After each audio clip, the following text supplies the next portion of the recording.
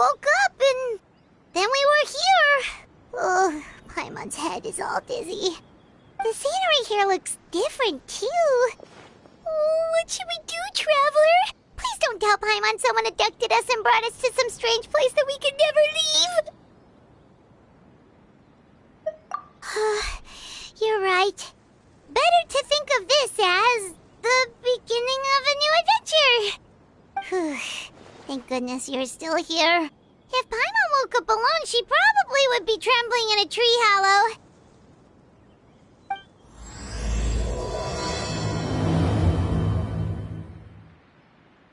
Let's follow this path for now.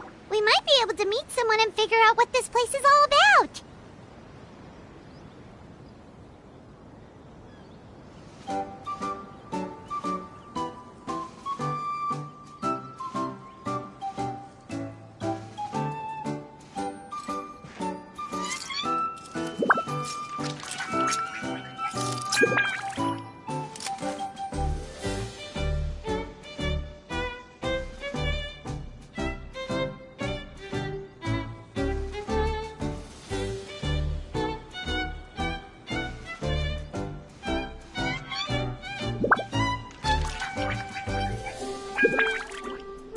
A word of advice, don't break the law. Run away now.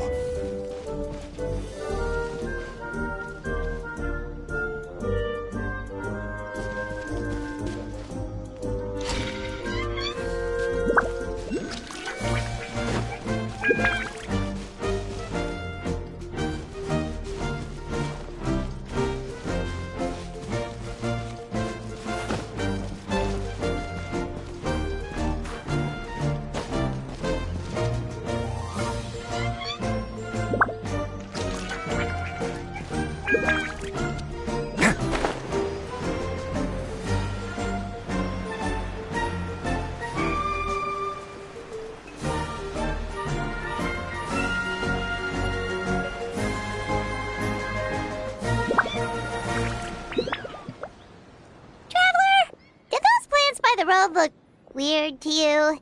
It almost looked like they were made of paper. And those two frogs over there? Yeah, they look like pieces of origami. Oh, by the shade of a lotus leaf stream, don't tell me you forgot how to jump! I didn't forget, Firecracker. I'm just not sure if what I remember is correct. Next thing you know, you'll have forgotten how to sing, much less notate a score. You still remember why we call you Stream, don't you? Yeah, because I've got a great singing voice.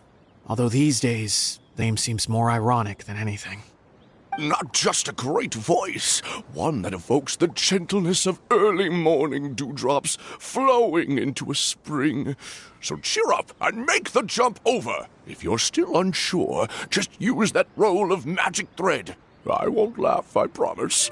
Now, don't tell me you've forgotten how to use that as well.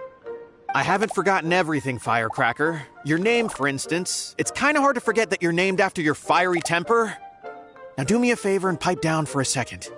I'll be right over.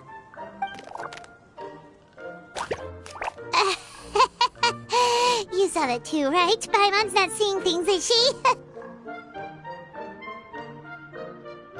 This place is getting more confusing by the second. Anyway, why don't we go after those two frogs? They didn't look evil or anything. Plus, they might be able to help us out.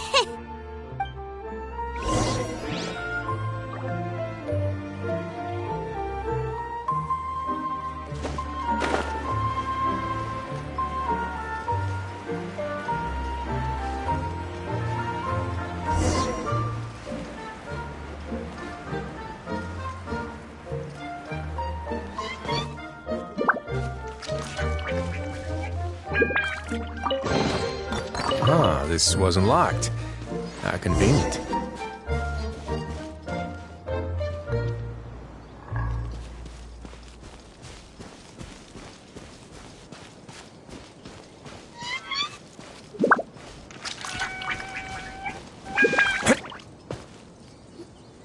Guess Guess we're not catching up to those frogs.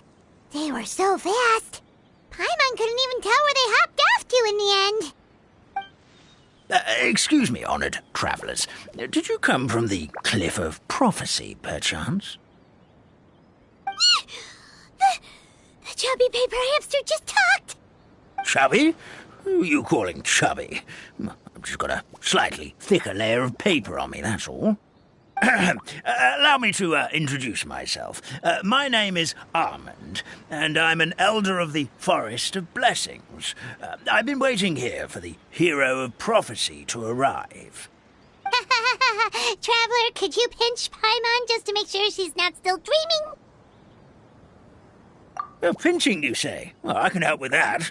Although you'll have to get a little closer. My arms are rather short. That's all right. We just need a minute to collect ourselves. Okay, let's think things through. We know for sure this isn't the world we're familiar with. The talking paper animals and all the paper trees and plants make that pretty clear. The hero from another world, supported by their companions, shall restore peace to the world. That is what the prophecy says. Dearie me, I completely forgot to introduce you to this world, didn't I? And here I am, getting all excited by the arrival of the hero. You'll have to excuse me. This old brain isn't what it once was, all shell and no nut. Oh well, perhaps my once glossy paper has faded past the point of no return. It's okay, really. You can just tell us all about this world now. Let me think. Where should I even begin? Pretty much forgotten everything that happened in the past. Right. I believe the story circulating along the pulp of this forest goes as follows. A long time ago, 3 goddesses created this world and named it Simulanka. The goddess of creation, who presides over matter and magic, created the mountains and rivers and gave us life. Her powers also paved the way for Simulanka to exist in numerous worlds. After the goddess of creation came the goddess of prophecy, with dominion over the stars and the course of fate itself. She induced the sky to spin and the earth to move. Even to this day, her statue still stands tall at the highest point of Constellation Metropole. The final goddess was the goddess of fate, she who reigns over all treasured tales and dearest wishes. She bestowed upon us the fierce and everlasting feelings of love and hate, and showed us the meaning of death and hope. Whoa, they all seem super impressive. Sounds like they really did a lot. Of course. All new residents of Simulanka come to the forest to thank the goddess of creation for founding this world, and travel to Constellation Metropole to witness the divinations of the goddess of prophecy's numerous oracles. After that, they make their way to the end of the world and tell the goddess of fate about their most cherished dreams. Well, at least that's how it used to be. How it used to be? Did something bad happen? Oh, yeah. That has to do with the hero you're waiting for, right? Yes, this old brain of mine may have forgotten many things, but I will never forget the day the evil dragon descended upon our forest. It came down from the skies in an ominous black mist and ravaged our homeland. Its gigantic footprints can still be seen in the kingdom of breezes and bells. We're incredibly fortunate that no one was hurt. Sounds terrifying. The terror doesn't stop there, I'm afraid. Ever since the attack, the Calligraphy Tavern in the forest has been closed. No one knows why, but it's a catastrophe of the highest order for us, forest dwellers. A catastrophe of the highest order? All because a tavern closed? If we were talking about Mondstadt here, Paimon might understand, but is it really all that serious? Good goddess of creation above. We'd take even the greatest flood over the closure of the tavern. Wet paper will dry out with time. Fallen trees can be restored. But the Calligraphy Tavern is the only source of the magic tonic that sustains all creatures in the forest. Magic what? Magic tonic. It was gifted to the forest by the goddess of creation herself. A special potion that helps us maintain our vitality. Well, our bodies will gradually crumple and become brittle until they eventually disintegrate entirely.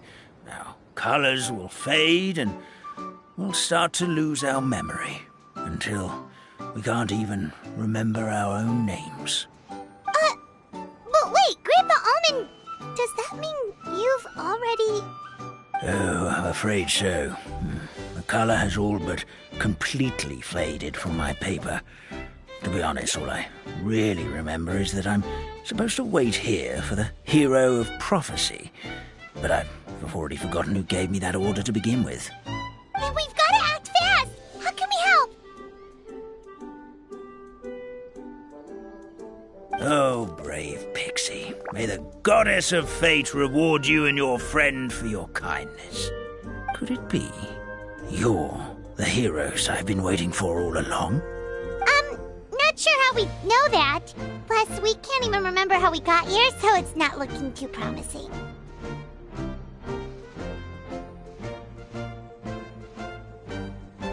Well, this is turning out to be quite the conundrum for old Almond Brain here. The prophecy never mentioned anything like that. For now, why don't you come with me to the Hut of Blessings? Our forest fairy lives there. Maybe she'll know what to do. Whoa, a forest fairy? Like one that knows magic? Oh, you betcha. She's prophesized to join the hero on their journey. Well, then she sounds like exactly the kind of person we need. Please lead the way, Grandpa Almond.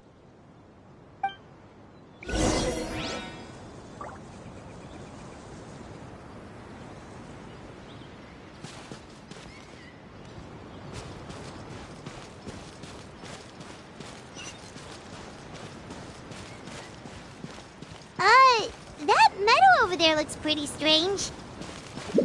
That's what the Calligraphy Tavern looks like. Now it's lost all of its color.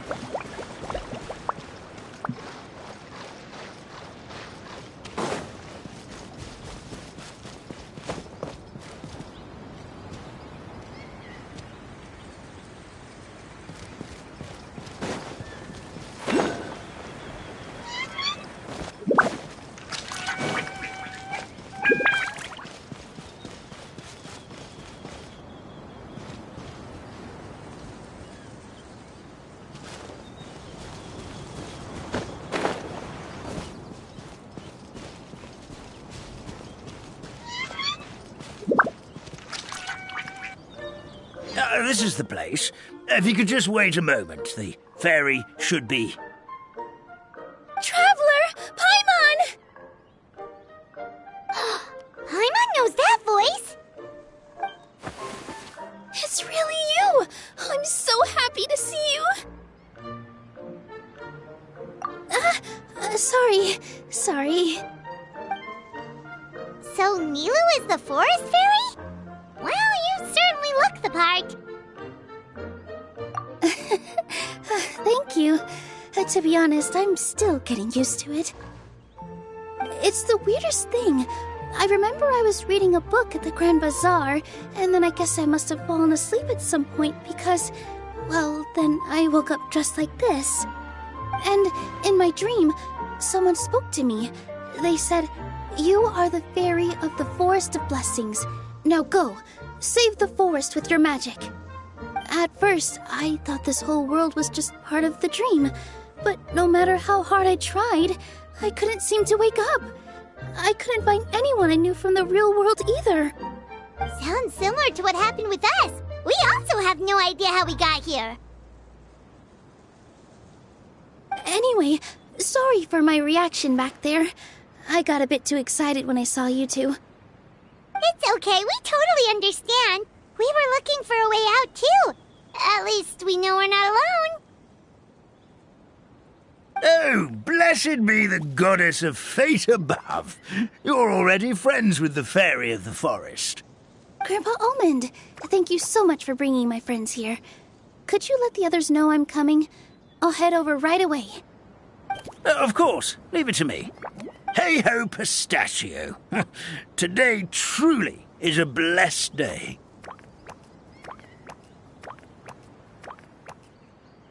Wow, Nilu.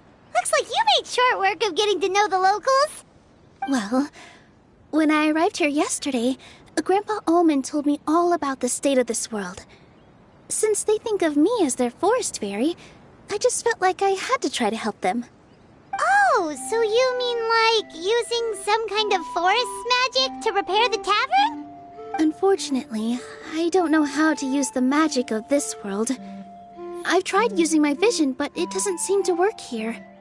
If the books stored in this hut are anything to go by, this seems to be the place where the goddess of creation first made the townspeople of this forest. She folded the pages of books into small origami animals, gave them life with her magic, and with time, that's how the Forest of Blessings took shape. Maybe one of the books here could teach us how to use magic. I read them all, but only found one reference to magic. The incantation, abracadabra, means to create what I say. This is a world made up of words, where fantastical powers can be wielded by all. Okay, so basically everyone in this world can use magic? That's nice, but still kind of vague. Yeah, from the other books I read, it seems like this goddess really likes to play fast and loose with the details. So, what should we do now? Didn't you say you were going somewhere, Nilu? Oh, yes. I was going to help some of the other residents of the forest. They've been busy making preparations to reopen the tavern, so I thought I could help out. Got it! Guess we should just focus on what we can do for now. This whole thing is making me pretty nervous, actually. It's like I've been pushed on stage without being taught the choreography. Since I'm already wearing the costume, though, I might as well try to play the part. It's what a professional dancer would do. And who knows? Maybe I'll find my own magic along the way. All I can do is try, right? At least you're optimistic. Thank you. Then let's go.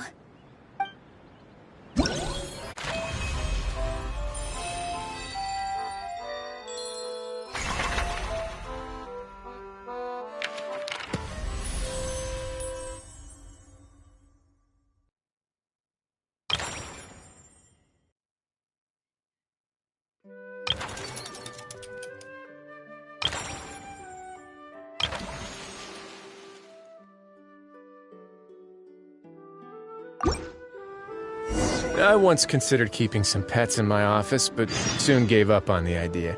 It's just not right to keep small animals where they won't be able to see the sun.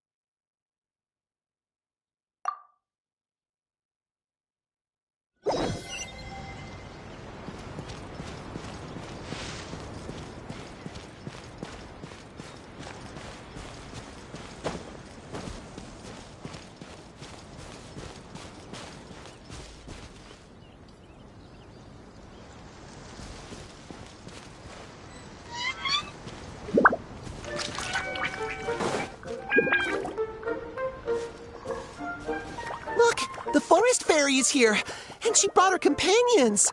Grandpa Almond was right. They do look promising.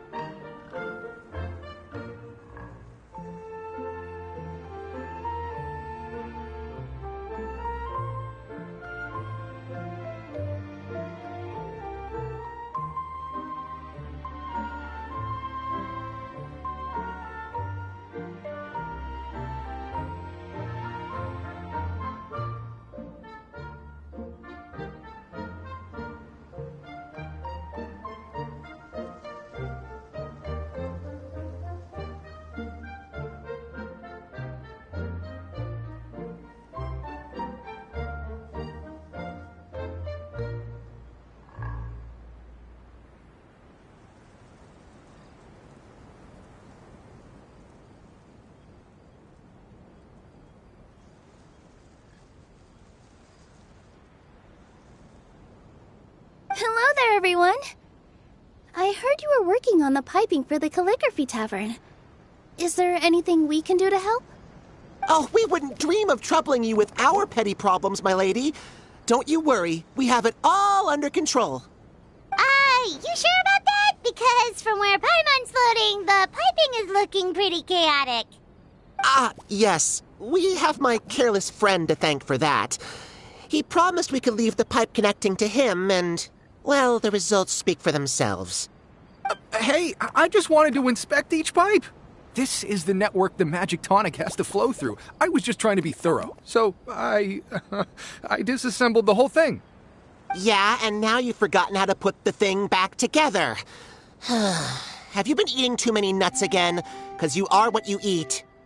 Please don't fight. I know everyone wants the tavern to reopen as soon as possible so that the forest can return to normal. So, why don't you let us help out? Yeah, we're here anyway, so we might as well be helpful. We just need to reassemble these pipes, right? Well, if you're offering... Basically, the pipes need to be connected properly to allow the magic tonic to flow through. If you put the wrong pipe in the wrong place, the tonic will get stuck halfway. Attention to detail is key. Says the guy who messed up the whole thing in the first place.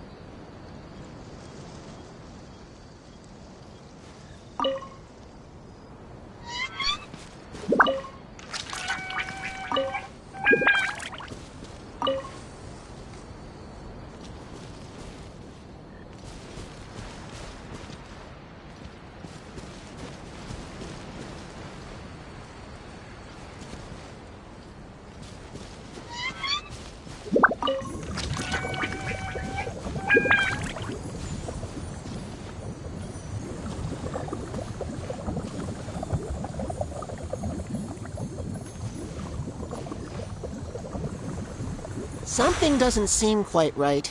The tonic is stuck.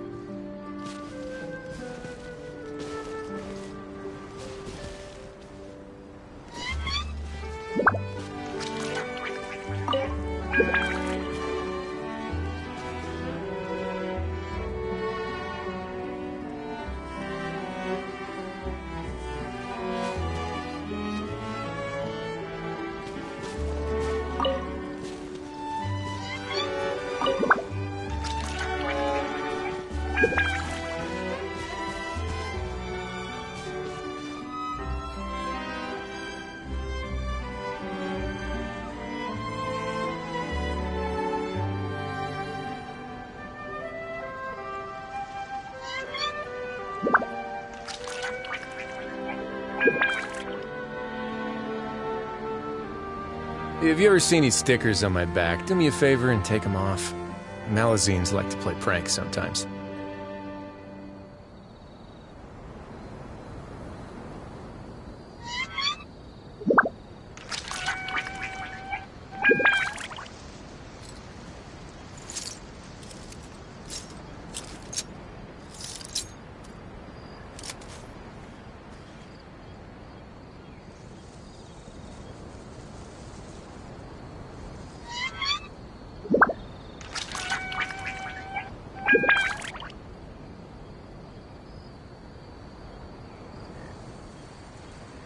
I once considered keeping some pets in my office, but soon gave up on the idea. It's just not right to keep small animals where they won't be able to see the sun.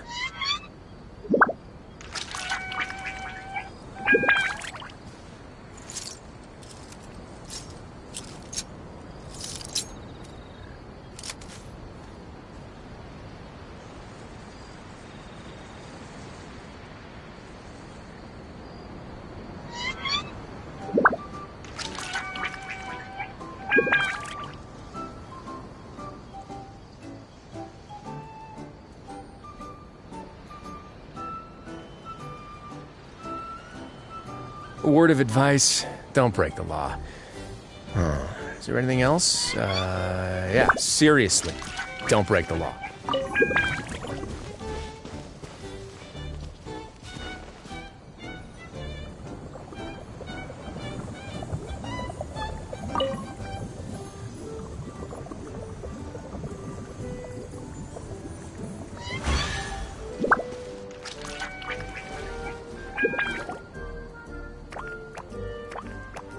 Oh, amazing! You did it! Now the tonic will flow into everyone's cups without getting stuck, right? Oh, gotta say though, Paimon is starting to get pretty curious about this magic tonic. Could she have a teeny tiny sip? Just a little taste, please? It's not greed, it's curiosity. Well, if it's really just one sip, I guess that would be fine. Just be careful. This is one of the last cups left in the entire forest. We're supposed to save it for our research. Just a sip, promise. Okay, here goes.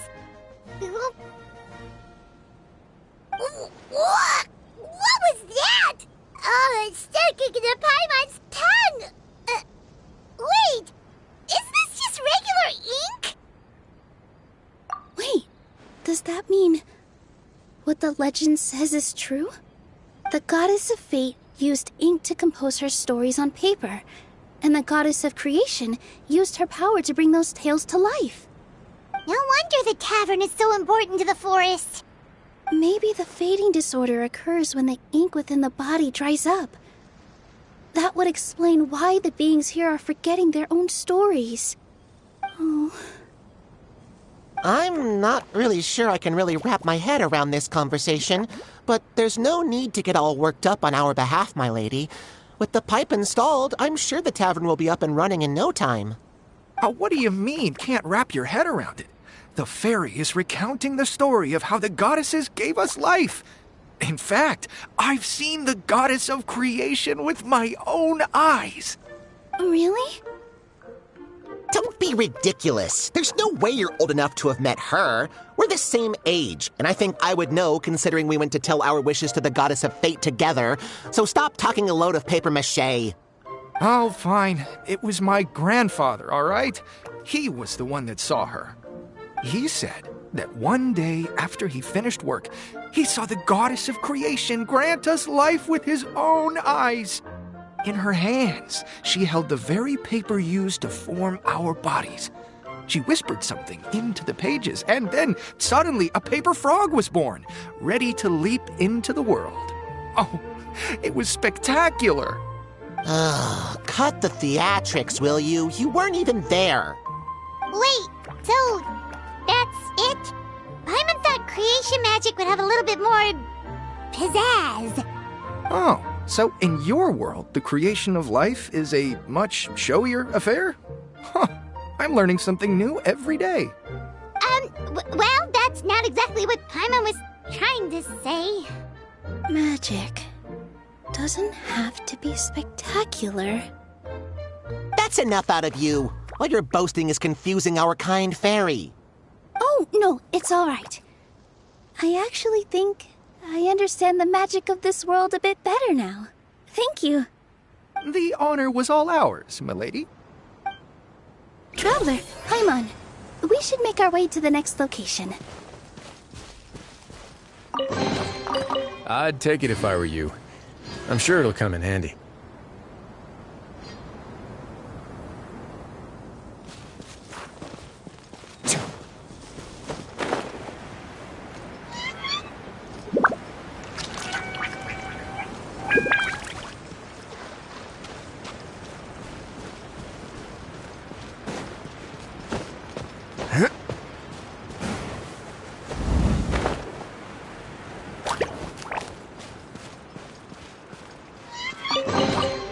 Ah, this wasn't locked.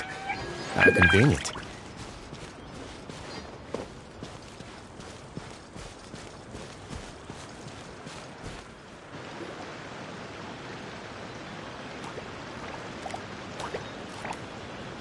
Oh, Stream! Your rhythm is off again! At this rate, it doesn't even matter if the tavern reopens. The band's not even going to get any gigs! I'm sorry. Hello there. I hope we aren't interrupting your rehearsal. Wait, these are the two frogs we saw on the road a little while ago. Ah, the forest fairy is here! For the love of lotus leaves and dewdrop, Stream, you've really got to put in some effort now. But Oh, don't pressure yourselves on my account. Are you rehearsing for a show? Sure are. You see, our group regularly performs for guests at the tavern. We've been out of work for quite some time, with the closure and all, but after hearing of the fairy's arrival yesterday, we figured we needed to get in performance shape right away. I understand how you feel. Back at the Grand Bazaar, Zubair Theater's always busy with rehearsals too. The Grand Bazaar? Do people there sing on lotus leaves as well? Yeah, they do. And it's a really big one. You're the conductor of your group, aren't you? You remind me of Mr. Zubair. Ah, then he must be an ambitious director. One who would do anything to avoid disappointing a single member of the audience. It's just... Is there anything we can do to help you, Mr. Stream? Oh, no. My problems are mine and mine alone. It's just, after the tavern closed, I somehow forgot how to sing. I'm always a few beats behind everyone else, and I keep singing out of key. You were our trump card, our best singer by a mile. I know, but... So he is a victim of the fading disorder too? Don't be sad, Mr. Stream. Whenever I've forgotten important dance steps in the past, my friends at the Grand Bazaar always stick by my side to encourage me. They smile and patiently tell me everything's going to be okay. Then they play the melody for me over and over until the steps finally come back to me. Now it's our turn to help you. We just need to help you remember how to sing, right? The Traveler's got a great sense of rhythm. We can help keep you in time. Well, what do you say, Stream? I think it's a great idea. Just focus on the lyrics, and the fairy's friends will help you stay on beat. Are you sure? This is really asking a lot. Don't worry about it, Mr. Stream. It'll all be worth it when the tavern reopens and we finally have the chance to hear your marvelous singing voice. All right, then. Thank you so much, everyone. I'll give it my best shot.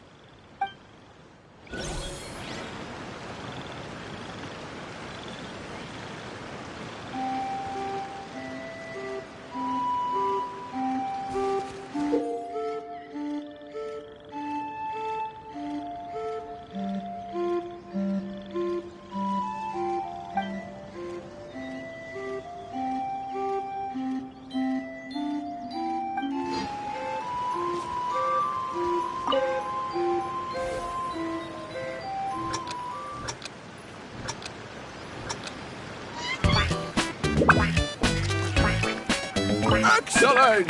Perfectly in time.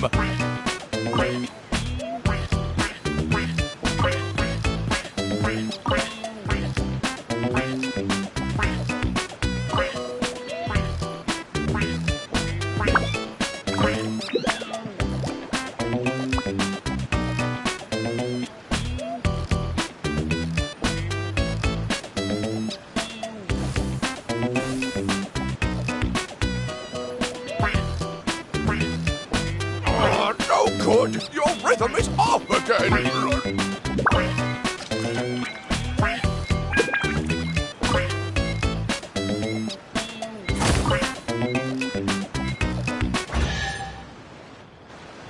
I feel like I'm getting the hang of it again.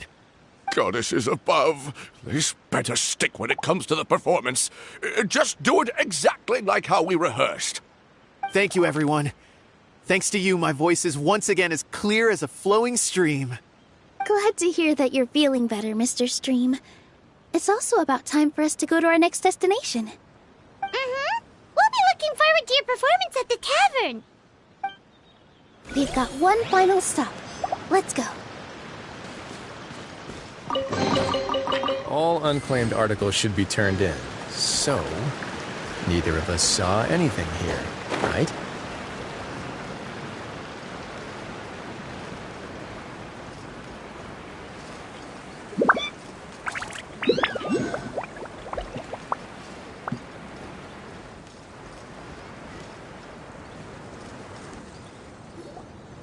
Oh, my dear Citrus, please tell me you're joking.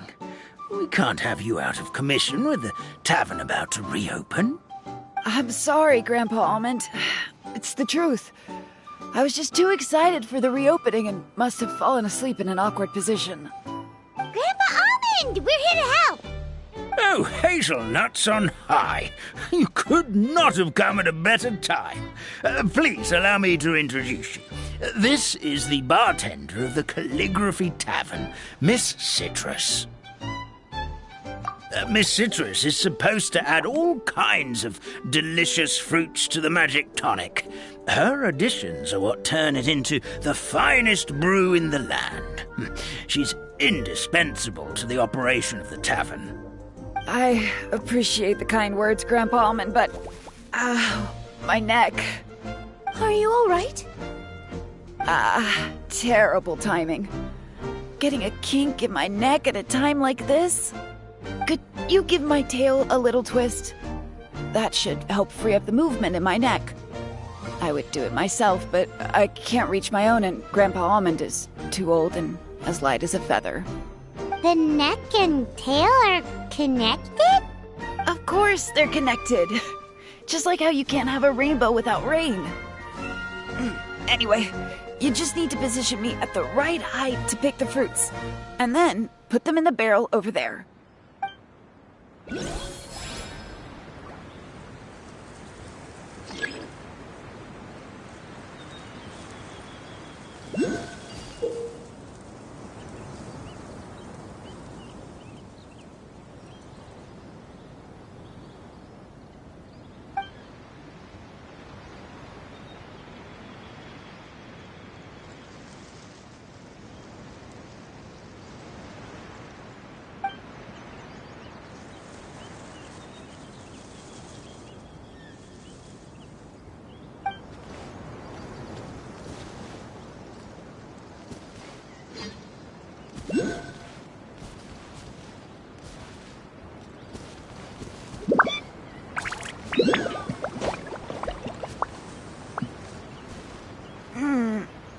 doesn't seem quite right.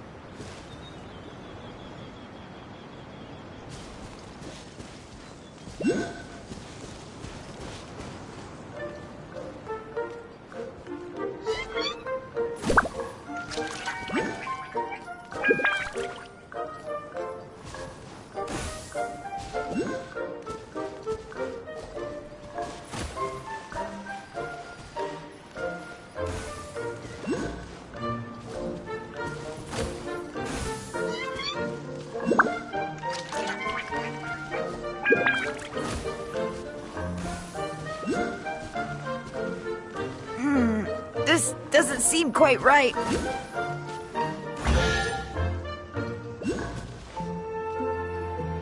Perfect! My neck feels much better. So there really is some kind of connection between your neck and tail. Thank you so much, everyone. I can rest easy now, knowing the drinks at the tavern will be just as wonderful as before. That's another problem solved!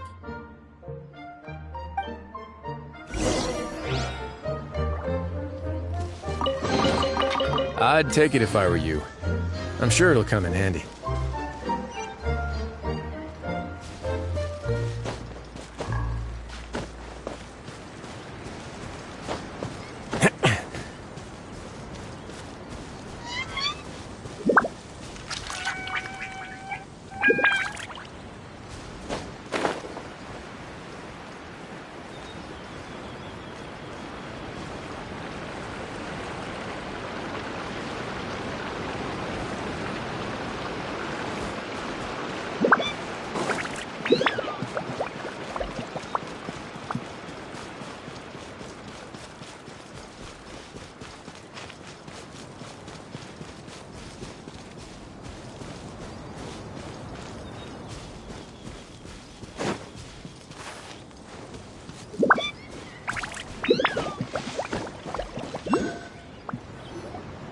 Well, since we've taken care of most of the tasks, all we need to do now is reopen the tavern.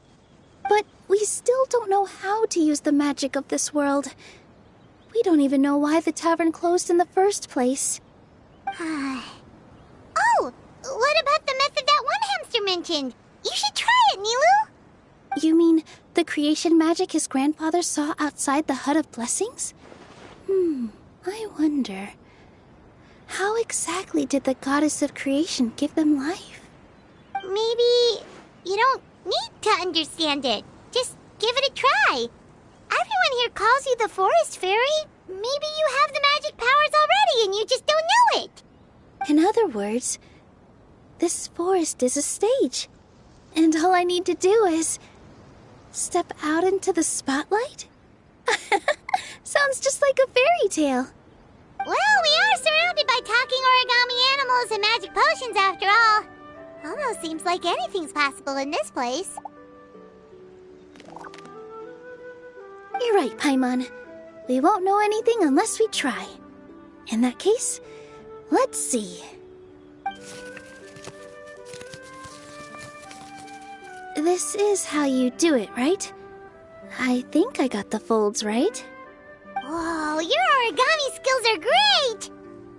I once saw one of our prop people making something similar. It looked really cool, so I took some time during my break to learn the basics. It's not a bad way to stave off sleepiness either. Well, how do you feel? Sense any, magical powers flowing through you? No. No? What are we missing? Magic words? But how am I supposed to know what the goddess said to bring them to life? Oh, good point! You're the Forest Fairy, Nilu! What do you want to say to the new resident of your domain?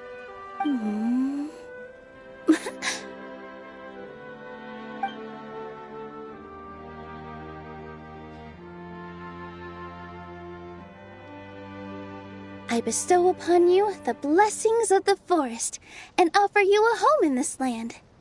Your name shall be Harisara. May you bloom in this world as beautifully as the flower I love. My name is Parisara. It worked! It actually worked! Well, peel my shell and call me a nut. I never imagined I'd witness such a miracle at my age. It's just like what the stories said about the goddess of creation. Shell? Miracle? Nice to meet you, Parisara. I'm Nilu, the fairy of this forest. From this day forward, this place is now your home. Hello, Fairy Nilu. I hope you'll grow up happily in this forest. Grow up. Oh, you can leave the little one with old Almond for now. Oh, this sure brings back memories. It's been such a long time since we last held a welcome ceremony. Here, Parisara. Come to Grandpa Almond. Well, now that Nilu has mastered the goddess's magic, we should be able to reopen the tavern, right? Grandpa Almond, could you send a few people to check the underground space beneath the tavern? Oh, of course. May I ask why? The moment I used magic, I sensed something strange down there. I have a feeling it's connected to why the tavern had to close down. Of course, we'll look into it right away. Make sure you listen to Grandpa Almond, Parisara. Don't go running off on your own. Parisara. Listen. Running! Hey, come back here, you! Wait! Yep, that's Nilu's creation, all right. She's got so much energy. Anyway, how did you manage it, Nilu? Well, all I did was say my wishes for her out loud. Maybe the magic is in the words themselves, just like the book said. This place is seeming more like a fairy tale by the second. I mean, or somewhere called the Forest of Blessings, so it kind of makes sense. Well, anyway, Paimon thinks this magic suits you perfectly, Nilu.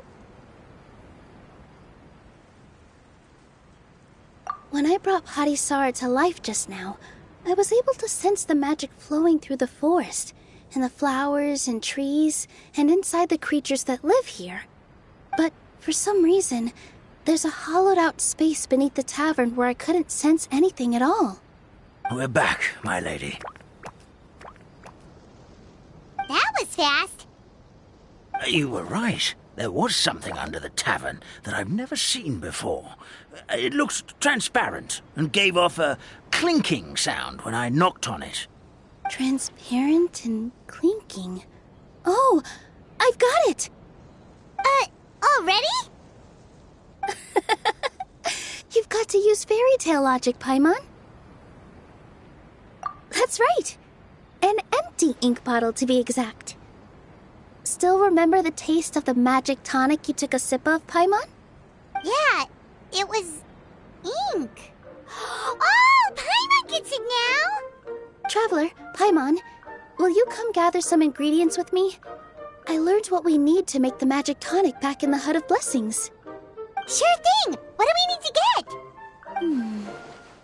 A setting sun that never sets, a dragon that cannot fly, and a moon that only shines at night. Where are we supposed to find crazy things like that?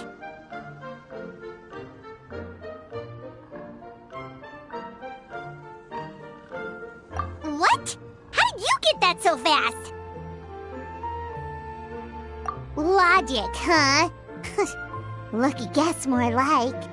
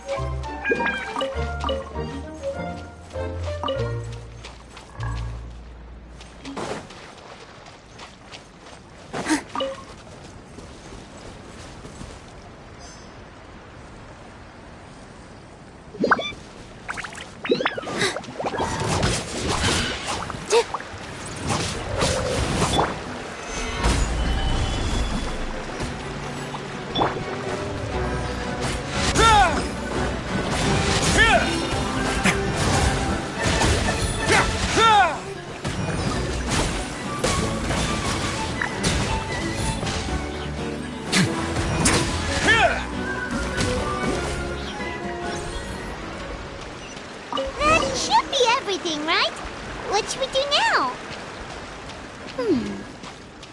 Let's go back to the Hut of Blessings.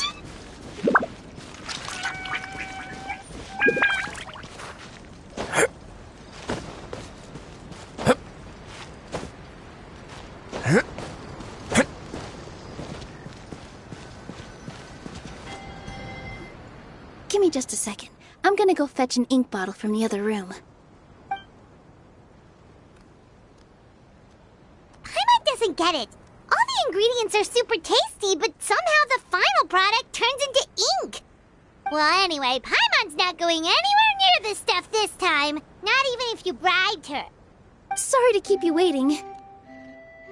Let's see. According to the book, first you do this, then this, and then... It's done!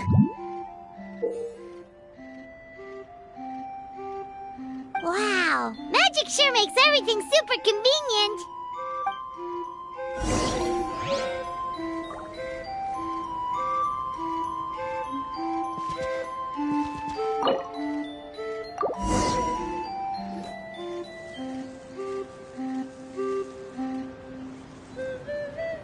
Yes, this is it. This is exactly the magic tonic we need. Grandpa Almond, could you take the concoction to the room underneath the tavern and place it next to the transparent bottle you found? I'll handle the rest. Of course. As you command, so it shall be done. I still get nervous at times like this.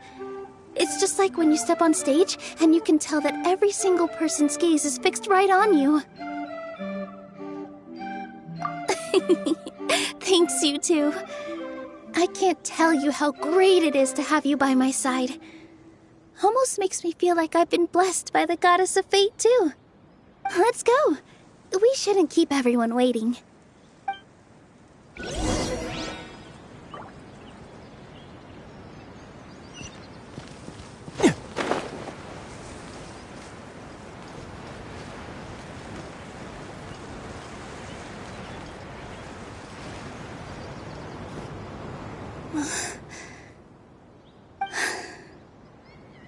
Forest, please heed my words and accept my blessings.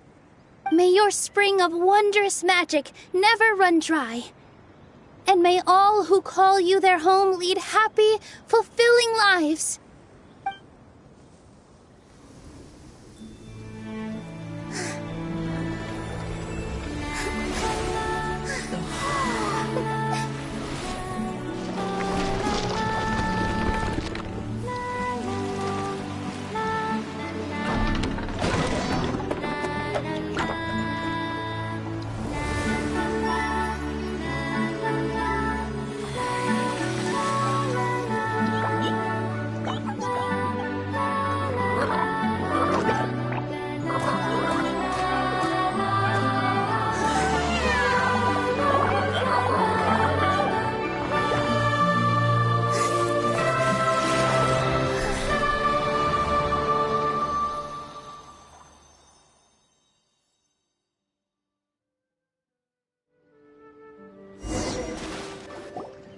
Fairy Nilu is amazing!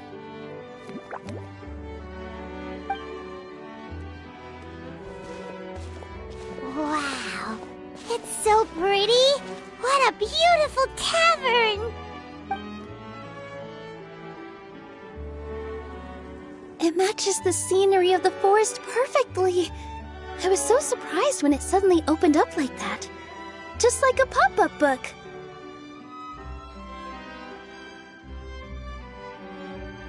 I remember now. I remember everything. It was me. I was the one who went to the top of Constellation Metropole and witnessed the goddess's prophecy. The hero who shall save this world will descend upon the cliff of prophecy. The hero, supported by their companions, shall restore peace to this world. So the prophecy really did have all the answers. You just forgot the first half. That's why I was waiting near the cliff of prophecy. Wonderful. Simply wonderful. There's still some hope left for old Armand after all. Is the Cliff of Prophecy that place with the huge mural? 'Cause that is where we woke up, but we don't remember anything about how we got there. Also, we didn't get a change of clothes like Nilu. Are we definitely the heroes? If not you, then who else? You've already helped the fairy revitalize our forest. To us, that makes you heroes, prophesized or not. Alright.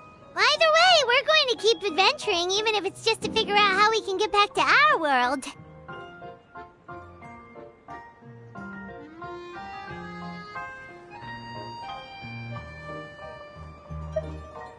Yep, we've beaten up plenty of dragons already, so what's one more?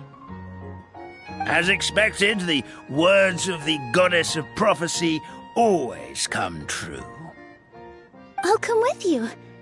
It can't hurt to have a magical fairy tag along, right? Heroes and fairies, dragons and new adventures. This is sounding more and more like a fairy tale by the second. I would say your next stop should be Constellation Metropole. It's Simulanka's most prosperous city, just across the sea. Once you've arrived at the Astral Garden at the highest point in the city, maybe you can try seeking divine counsel from the goddess of prophecy herself. Are you leaving, Fairy Nilu? I'm afraid so. There are still other people who need my help. I won't go far, though, and I'll come back to visit the minute I have time to spare. So be a good girl, Patisara, and help out Grandpa Alma whenever you can, all right? Mm-hmm. Got it. Patisara will wait here for you. That's a good girl, Patisara. I almost forgot. If Constellation Metropole is where you're heading, you'll need to take the Maritime Express. I'll head to the station first thing tomorrow morning and wake up that lazy station master for you. Why don't you take a break for the rest of the day? You should savor the beautiful scenery of the forest before you go. Sounds great! Paimon definitely feels tired after being on the go for so long. There's a spot in the tavern with Paimon's name on it. Oh, sounds like someone's ready to order. Oh, well, if you're offering. Paimon will take a glass of Buell fruit tonic. But hold the tonic.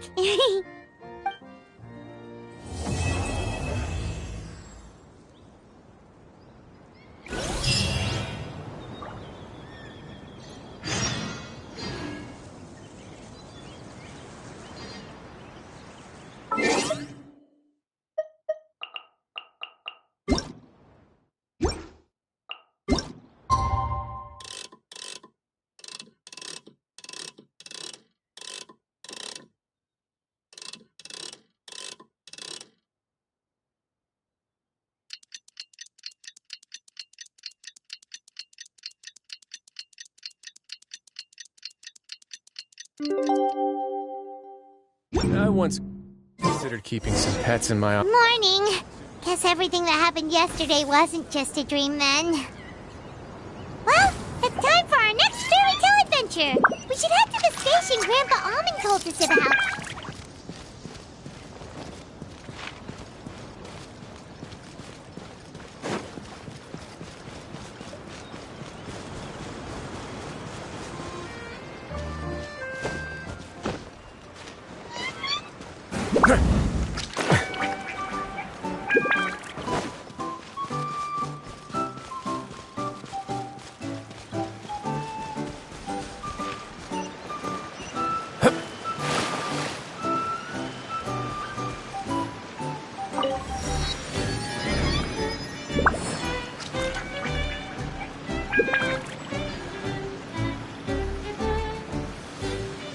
A moment, please.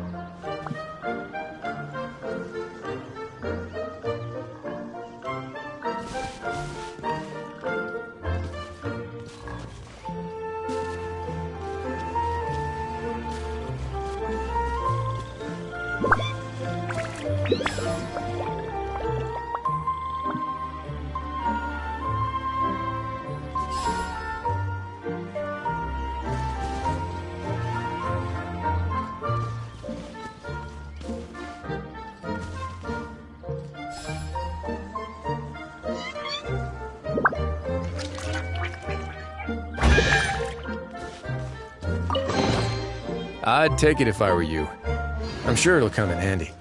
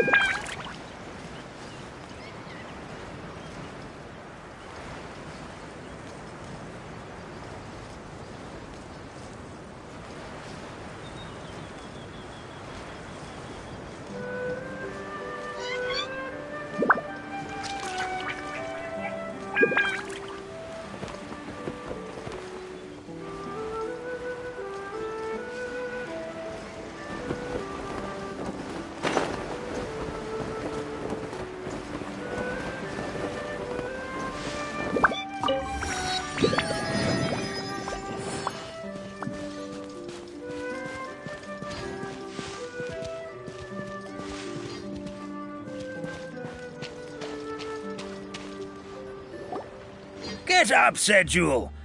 Time to get to work, you lazy bones. I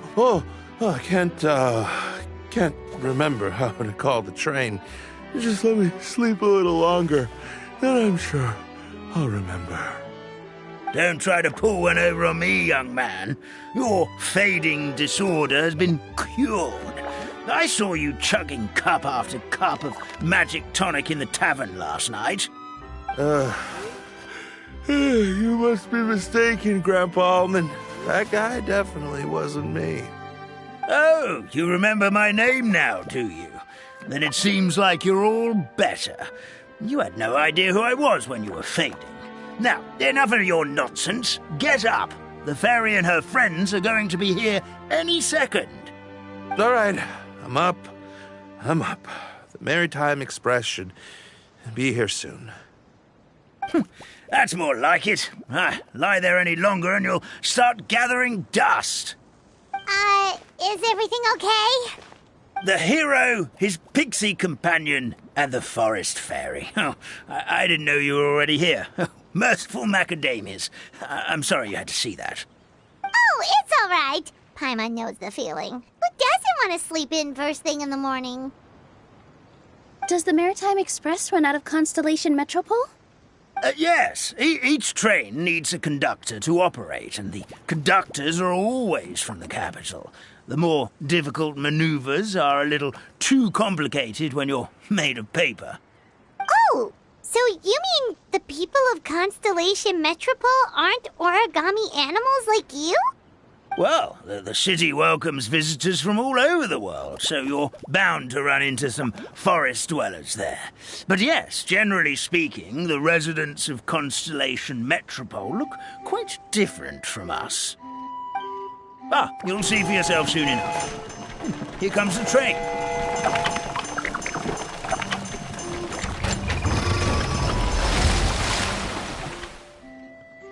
Pleasure to meet you, everyone. My name is Will, and I'll be the conductor for your journey today.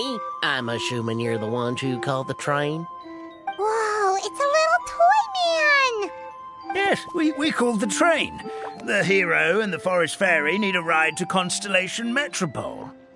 The hero and the forest fairy, the ones from the prophecy. Oh, why didn't you say so earlier? We could have prepared a far more luxurious train. I'll just go back and get a better one. That's okay, Mr. Wheel. We're trying to get to the city as fast as possible. We just need you to get us across the sea. In your capable hands, I'm sure we'll get there in no time. Of course, my lady. It would be an honor. Well then, all aboard, sit anywhere you like. We'll get a stunning view of Simulanka no matter where you're seated.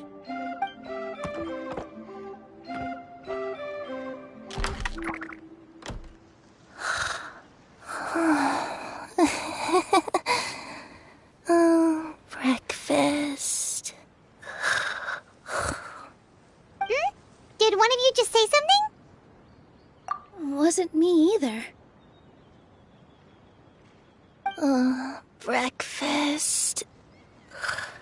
Oh, come back. Sounds like the voice is coming from inside the train.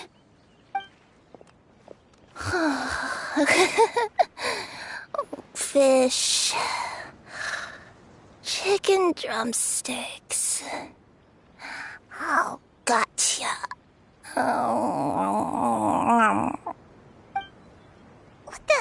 What's Kirara doing here?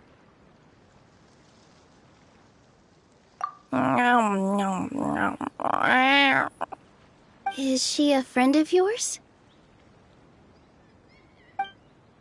Oh, let Paimon introduce you. This is Kirara. She's... Oh, wait. Actually, maybe we should wake her up first. So noisy. Is it morning already?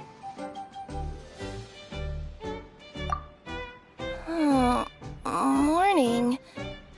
Huh? Traveler! Paimon! It's you? Which means... Oh, thank goodness. It was all a dream after all. Oh, gotta hand it to my imagination. It all felt super real. There were these toy people, but they were alive and they could talk. Madam, sleeping overnight in the train car is prohibited.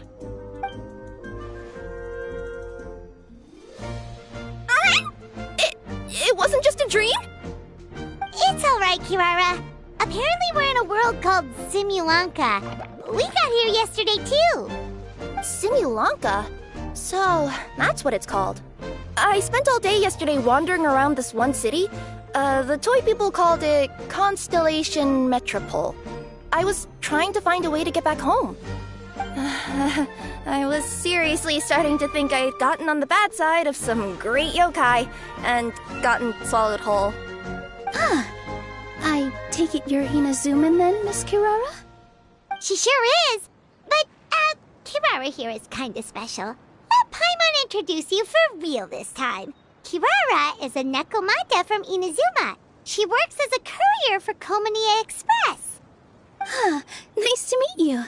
I'm Nilu, a member of Zubair Theater. You can usually find us performing in Sumeru City's Grand Bazaar. Right now, though, I suppose I should introduce myself as the Fairy of the Forest of Blessings. Oh, you're Nilu! I've heard a lot about you from my deliveries in Sumeru. I even saw one of your performances back in the day. You're an amazing dancer. But, did you say you were a forest fairy? Oh, yeah, that's her new identity here in Simulanka. Oh, speaking of new identities, looks like you got a new outfit yourself, Kirara! Yeah, I know. It confused the heck out of me yesterday. I just woke up in a set of brand new clothes I'd never seen before. That must mean you have a big part to play here, too!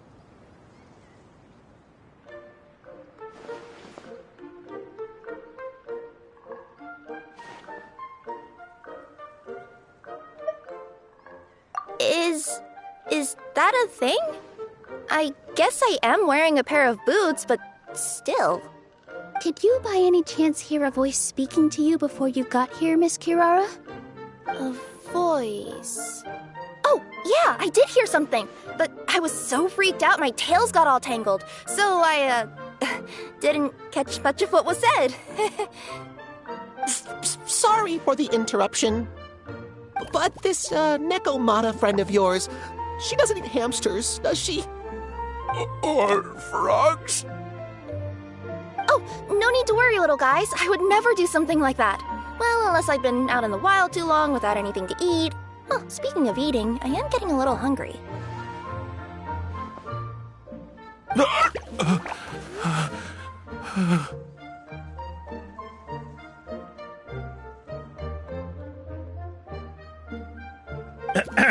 Where are your manners, everyone?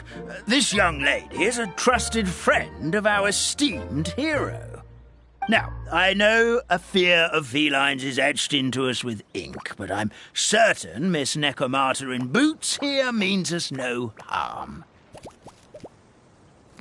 It sure looks like you're keeping your distance, though, Grandpa Almond. You will have nothing to fear, I promise.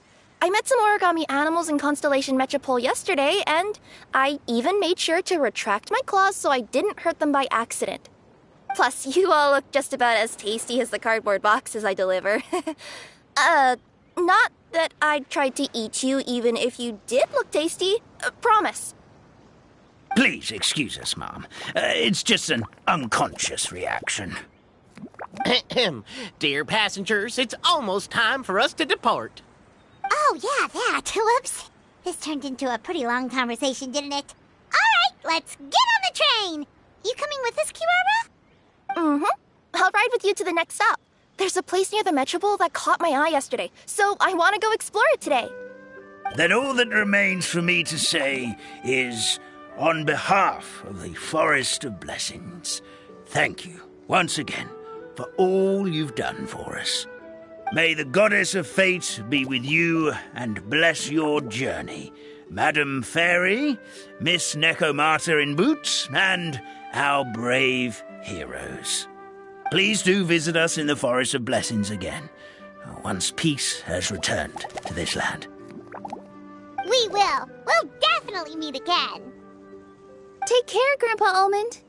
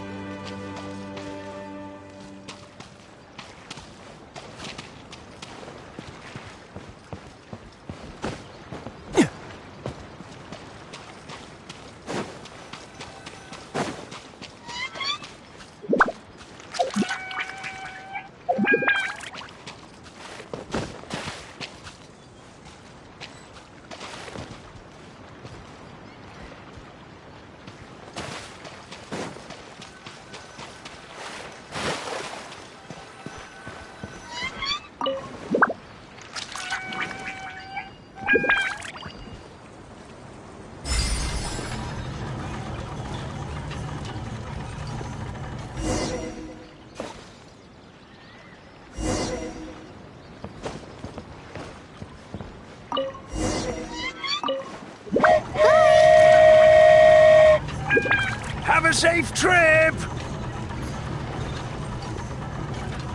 Wow, a train ride over the sea? What an incredible view! Please keep your head and arms inside the train at all times. We don't want anyone falling into the sea.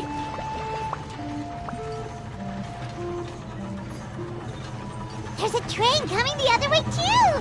Hey! Now that the fading disorder is cured, I'm sure the forest will be a lively place again in no time. I gotta go explore that forest at some point. It looked so pretty from the train. I just hope they, won't be too scared of me.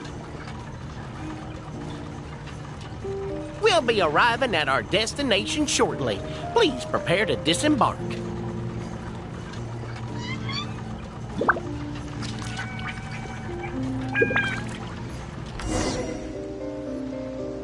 Here we are! Constellation Metropole is right over there. It's a short walk from here to the Gear Sky Ladder, which will take you right to Metropole Square. And thank you again for choosing Maritime Express. Great! And thanks to you for a smooth and pleasant journey, Mr. Wheel. The train cars were comfortable and spacious, and I had a great night's sleep. I'll definitely be back. As you wish, ma'am.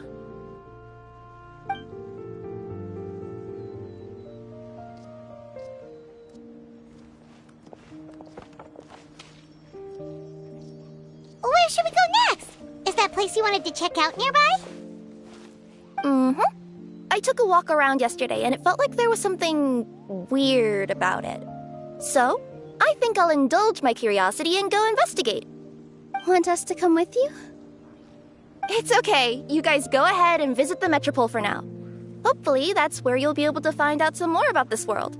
I pretty much explored the whole place from the rooftops yesterday, but for some reason, this is the place that caught my attention. You know what I mean, right? Like, when you get a stone stuck in your claw or something, it keeps nagging at you to dig it out, but you can't focus on anything else until you do. Don't worry, if you run into any trouble, I'll be there faster than you can say gold-level courier of the Komania Express. Okay, fair enough. We'll head to the Metropole then. Guess this is where we say bye for now. Mm-hmm. Don't worry about me. Let's not forget, I'm a yokai.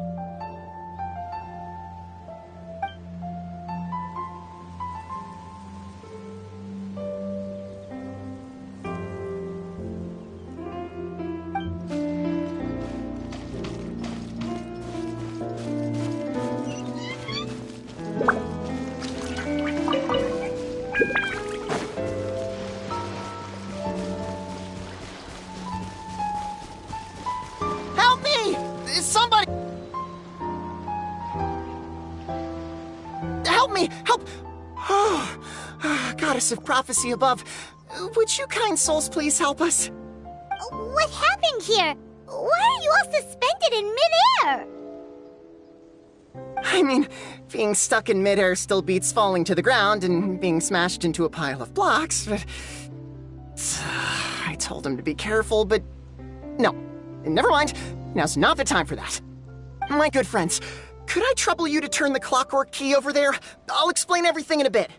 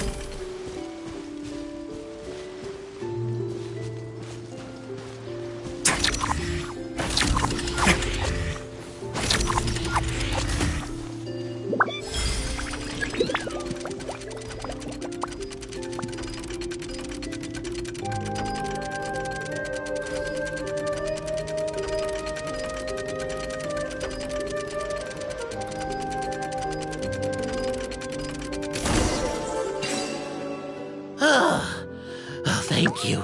Oh, thank you. What happened there? It almost seemed like we turned back time. I take it this is your first time witnessing the power of the Goddess of Prophecy, then? If so, I can see why you might think that.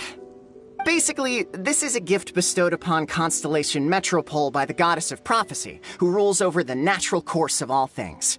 It helps those who have deviated from their proper path to get back on track. Proper path? Do you mean everything that happens in the Metropole has been planned out since the very beginning? Why are you saying that as if it's a bad thing? You're not explaining it clearly. Here, allow me. Of course, all the residents of the Metropole have the freedom to live their own lives. For instance, whether I use olive oil or sesame oil in my morning skincare routine is entirely my choice. But whenever something disastrous is about to happen, like when I almost got turned into a pile of rubble just now, the goddess's magic will activate in the world around us. So, in other words, it's kind of protection magic? To keep people alive? You could say that. There are other situations in which it activates too, but that's basically correct. Well, in any case, we're glad no one's hurt. Are you heading to the Constellation Metropole? Yep. Do you know where we can find the Gear Sky Ladder? Oh, it's just that platform up ahead. The one with the key sticking out. That thing? Are you sure? Yep, that's the one. Pretty much everything in the Metropole runs on tracks and gears. The Goddess of Prophecy watches over it all. Which is to say, all the tracks are fixed. If a machine is set up to move forwards, it'll never move in reverse. This reminds Paimon a lot of Fontaine's clockwork toys. You mean, like those music boxes with dancing figures? I think I've seen one or two from the merchants in Sumeru. Yeah, exactly like that. Anyway, sounds like it's not gonna suddenly fall out of the sky, so Paimon's okay now. Should we get going?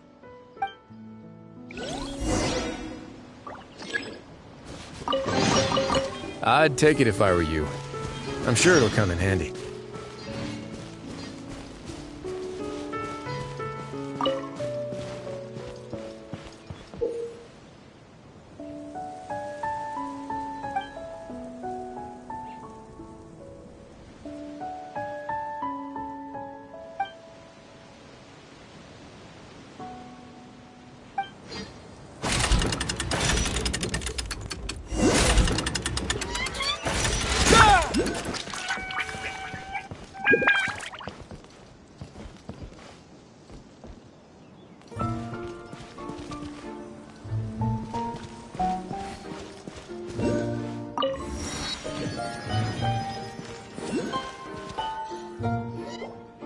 Oh, what a bustling city!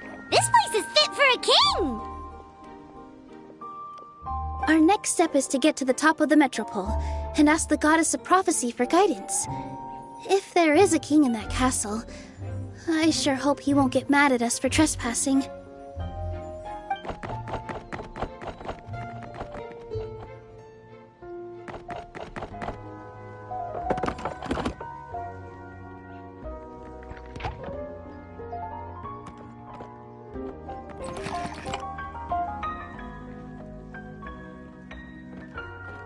Make way for the king!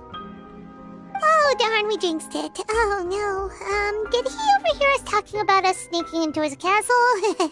Paimon hopes he's not mad. Silence! The one who shall soon stand before you is the ruler of Constellation Metropole, the one who descended after a meteor shower, and the protector of order and all the stars in the sky.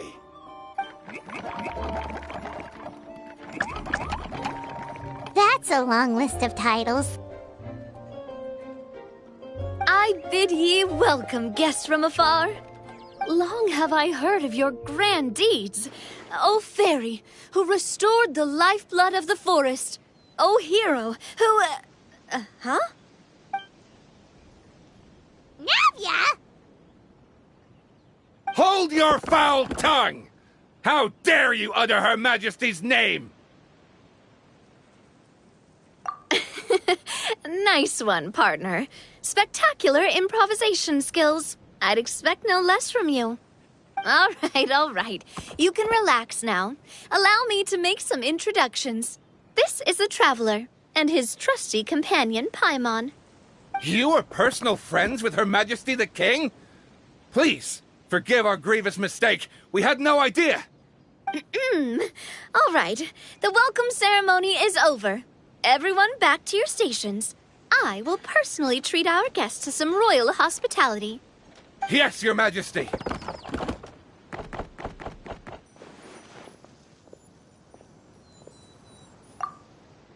Oh, come on. I've already sent them off. So, anyway, how did you guys get here?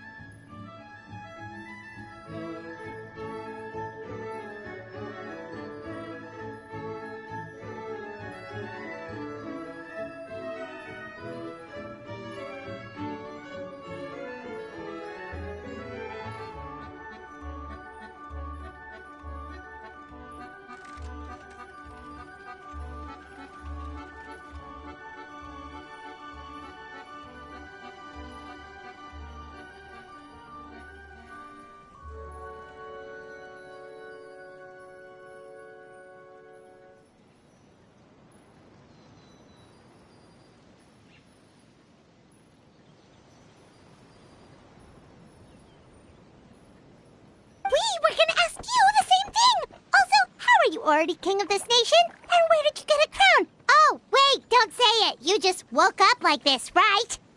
Sounds like you've answered your own question.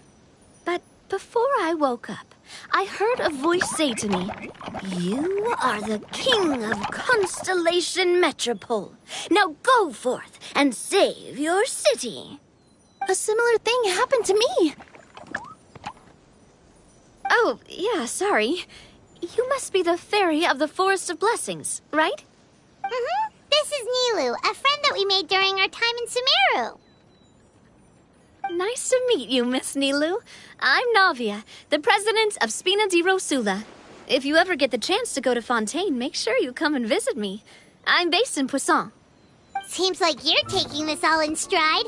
Aren't you nervous about getting stuck here and never being able to get back home? Why would I be worried about that? We've faced much bigger problems than this before, and we always pull through. This should be a piece of cake.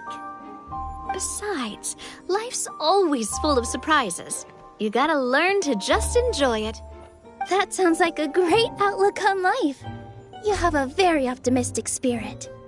Thanks, I'll take that. Honestly, though, it also puts me at ease to find out that you guys are the fairy and heroes that I've been hearing about in this prophecy. We're kind of veterans at dealing with prophecies by now, aren't we? About that, has anything bad happened in the Metropole? We heard about an evil dragon. Did it make a mess here too? It sure did. Apparently, for whatever reason, he went for the stars above the city recently. Literally just flew up and started snatching them out of the sky. Luckily, the guards responded quickly and stopped the dragon from taking them back to his lair.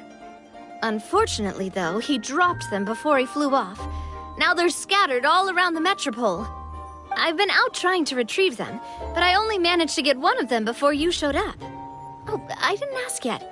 What brings you to the Metropole anyway? Oh, Paimon can explain.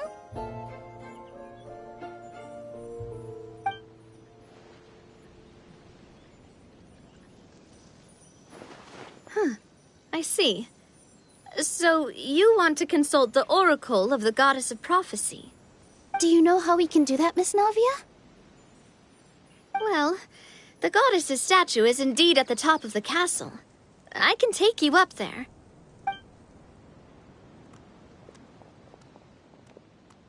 However, I've heard from the citizens here that the goddess hasn't given out any new revelations in a very long time. Really? But Grandpa Almond told us that he received his prophecy from the goddess. Oh, that's probably because the prophecy about the hero of Simulanka has been around for a very long time. But recently, people realized that the goddess didn't reveal anything about what's supposed to happen after peace has been restored. Huh. Okay. Still, can't hurt to try your luck. And maybe you can help me get rid of the invaders while we're at it. Invaders? So the dragon's not your only problem? Right. The forest isn't the only place where strange things have been happening to the residents. Have you come across the gift from the Goddess of Prophecy yet? You mean the protection magic that stops them from coming to harm? We saw it in action. Yep, that's the one. Over the past little while, this magic has been triggering far more frequently. We don't know if it's simply because the Metropole has grown a lot more dangerous, or if there's a deeper reason behind it. Some residents find themselves getting stuck in a place and unable to move. Others start repeating the same thing over and over again, like they're trapped in some kind of loop.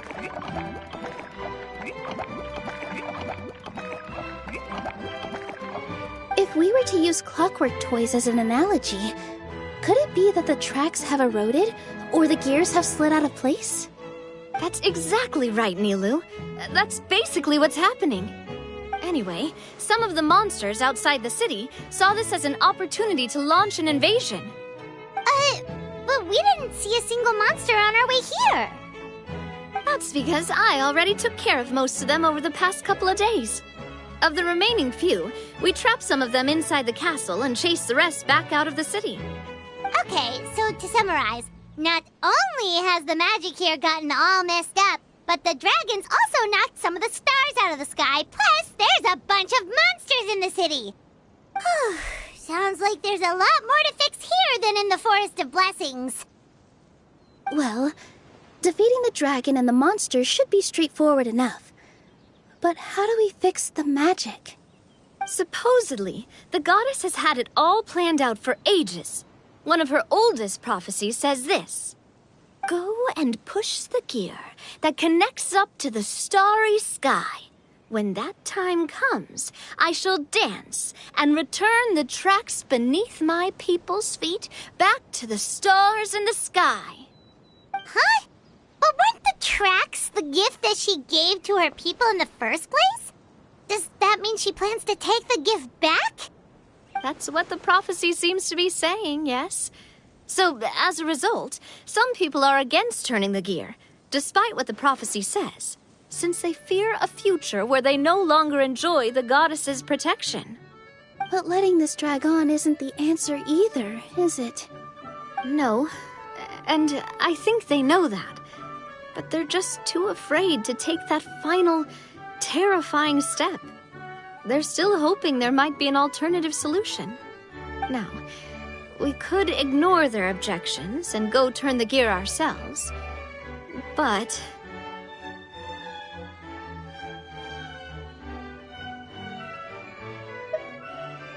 Exactly. You know me well. And that's why you're my partner. I want to get as many people on my side as possible. At the end of the day, this is their city, and they should have the right to decide its future. Ooh, spoken like a true wise king, Navia. I am the boss of Spina di Rosula, after all. This may be my first time as a king, but there are a few similarities between the two roles. Traveler, Paimon, Miss Nilu, would you be willing to lend me your support? With your help, I'm confident we'll be able to find the most frictionless way to resolve the problems plaguing this city.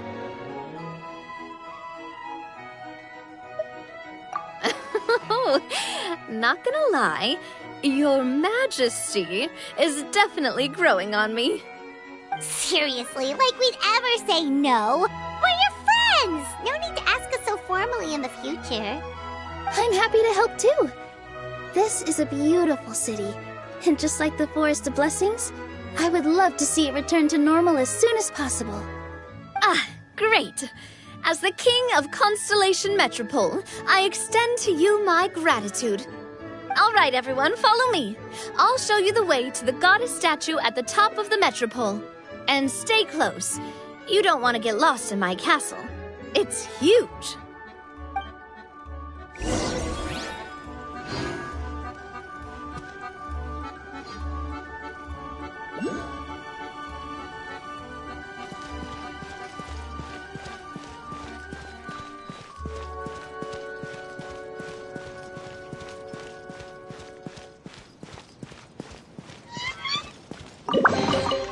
Ah, this wasn't locked. How convenient.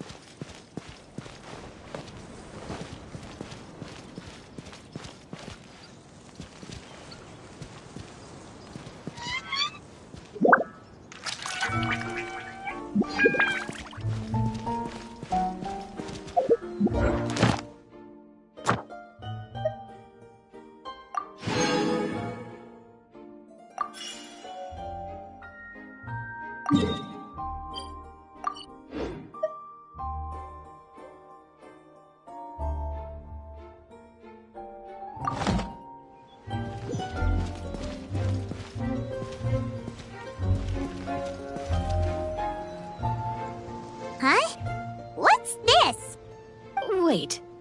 This looks like the star I found earlier. I told the guards to place it near the goddess statue. Maybe they ran into some trouble up there. Guess we'd better hurry.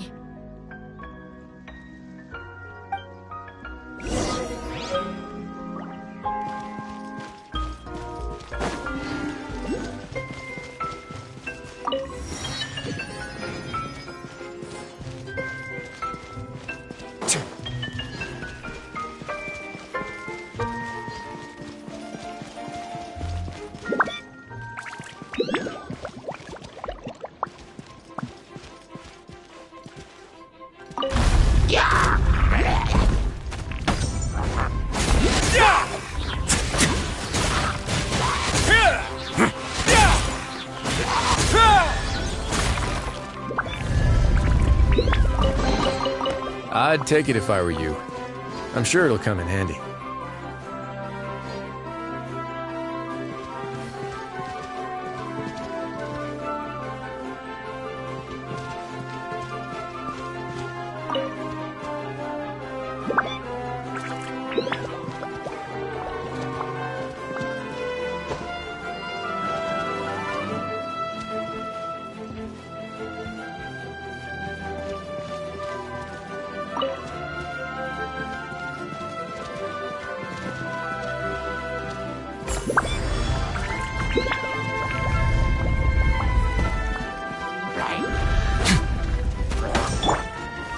Stabilize!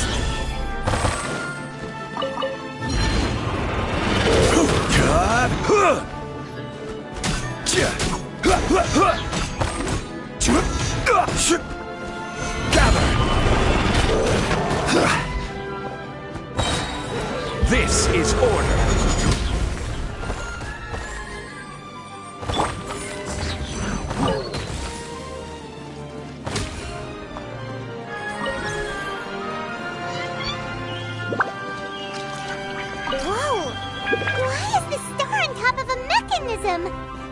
Uh-oh! More monsters incoming!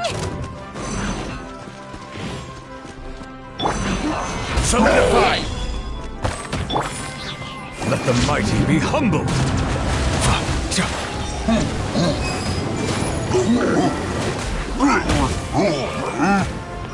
Order guide you!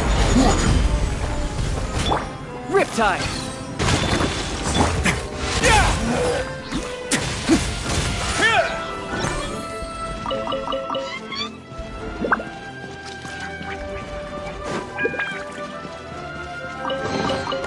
All unclaimed articles should be turned in.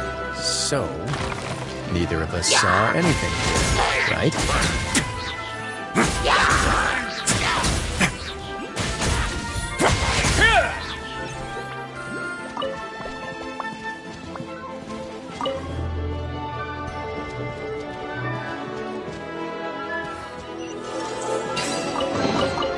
All unclaimed articles should be turned in. So, neither of us saw anything here, right?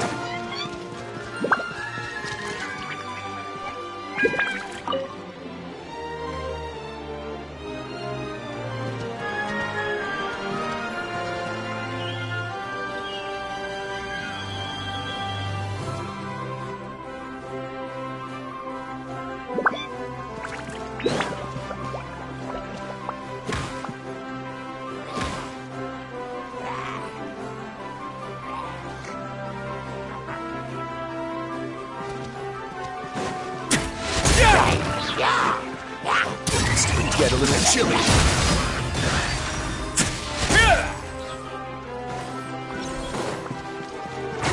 Now.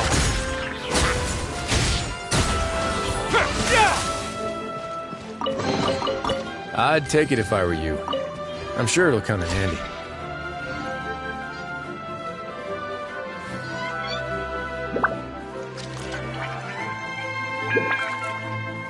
Feels like they really didn't want to give that to us.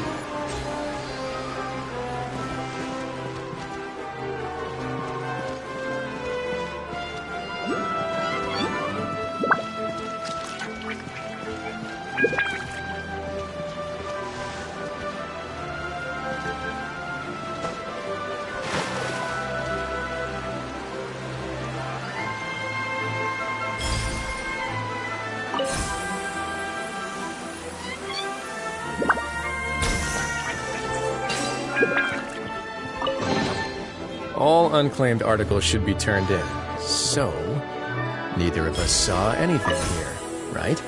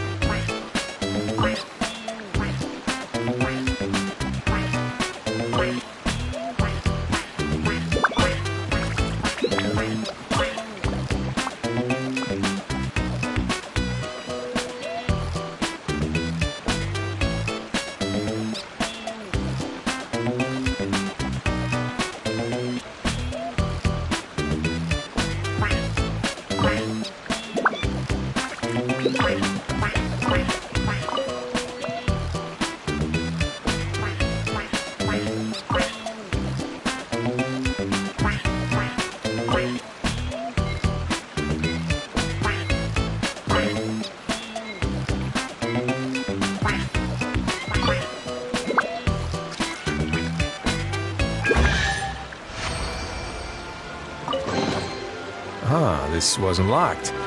How convenient.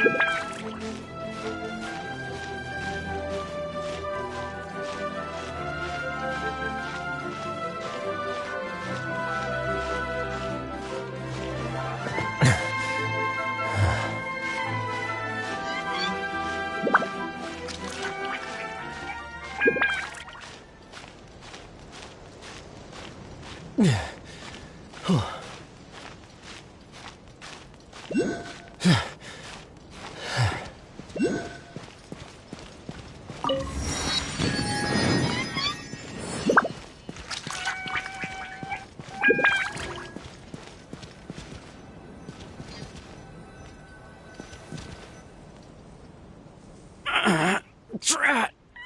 I can't move! What happened? Your Majesty! This conservative radical, he attacked us! He threw the star from the Astral Garden and even stole the magic thread linking the Oracle Pillars!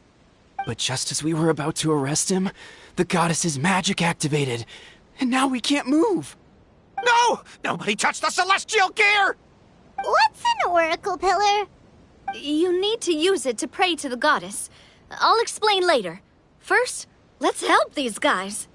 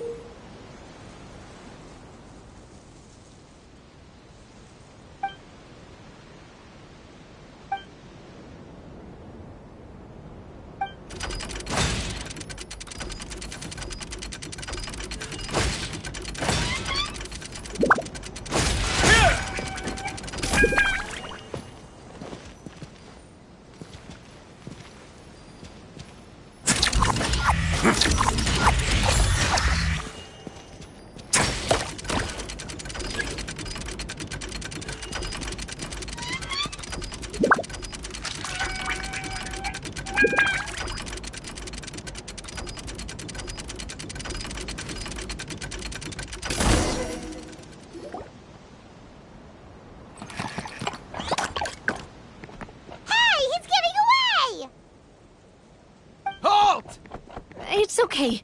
Let him go. But, Your Majesty! Even if we catch up to him now, we won't be able to change his mind, much less quell the fear that many others like him are feeling. All it would do is turn him further against us. Understood, Your Majesty. Also, this is the magic thread he was holding from the Oracle Pillars. Your Majesty, what should we... Ah, please give that to the traveler over there. I believe they have some questions for the goddess. Yes, Your Majesty.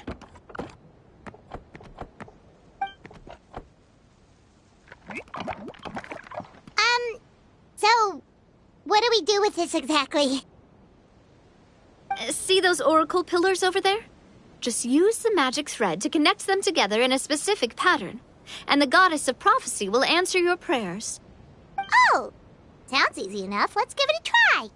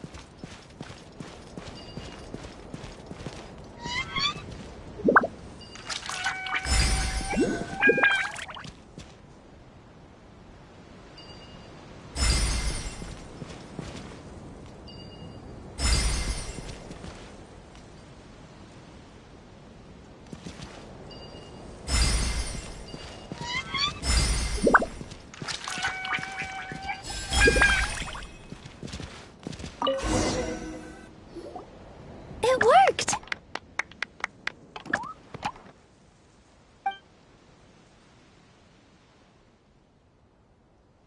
To which course of fate do you seek answers, my child of Simulanka?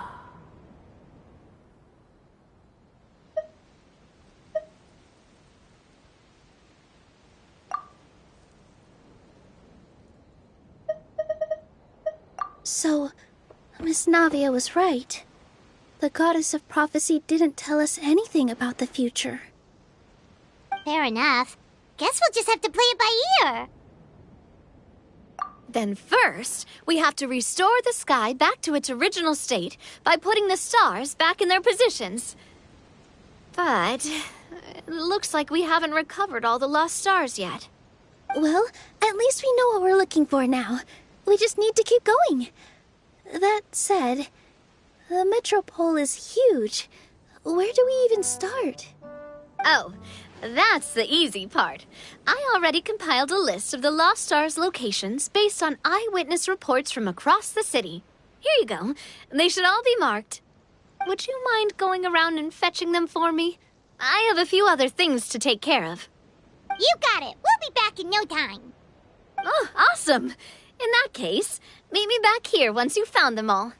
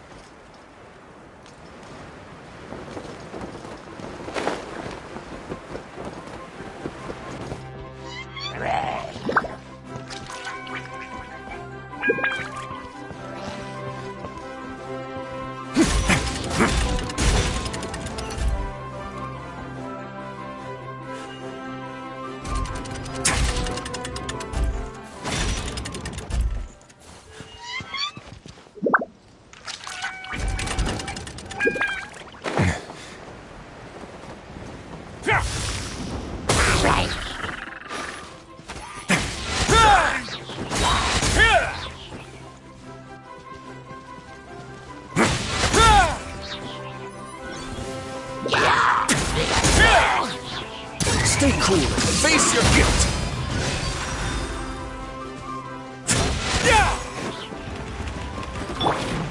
Gather! This is order!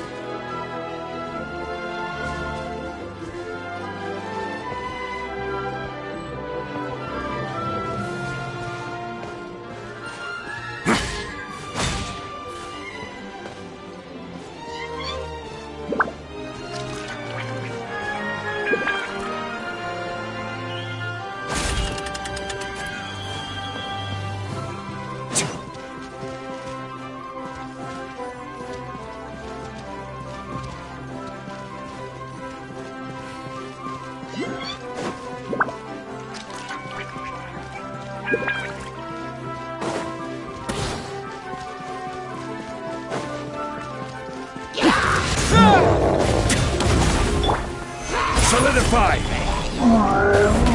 Silence! The tides beckon.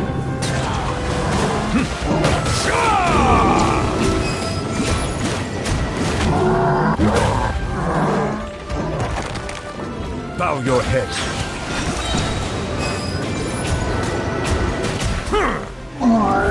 Justice is blind. Be sanctified.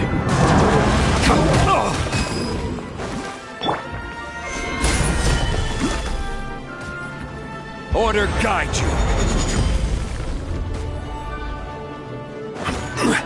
A moment, please.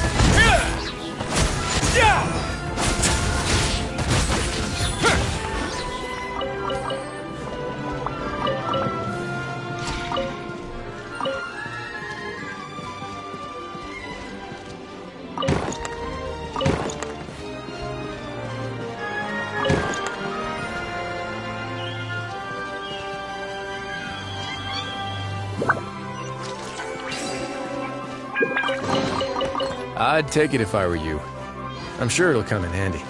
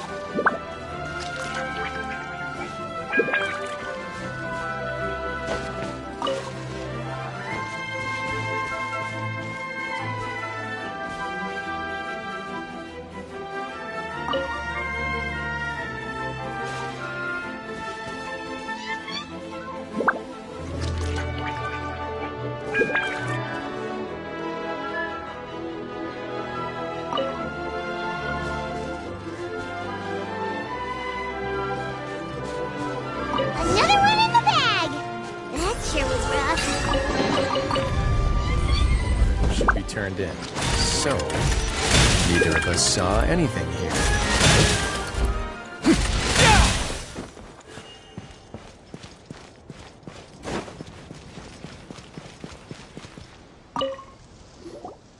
How are you doing? Found them all?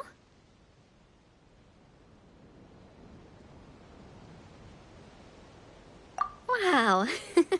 You guys are efficient. Now let's go hang them up in the sky. In the sky? How do we get up there? Oh, I got us covered. We will, of course, be taking the Aerial Express. Is that a flying train?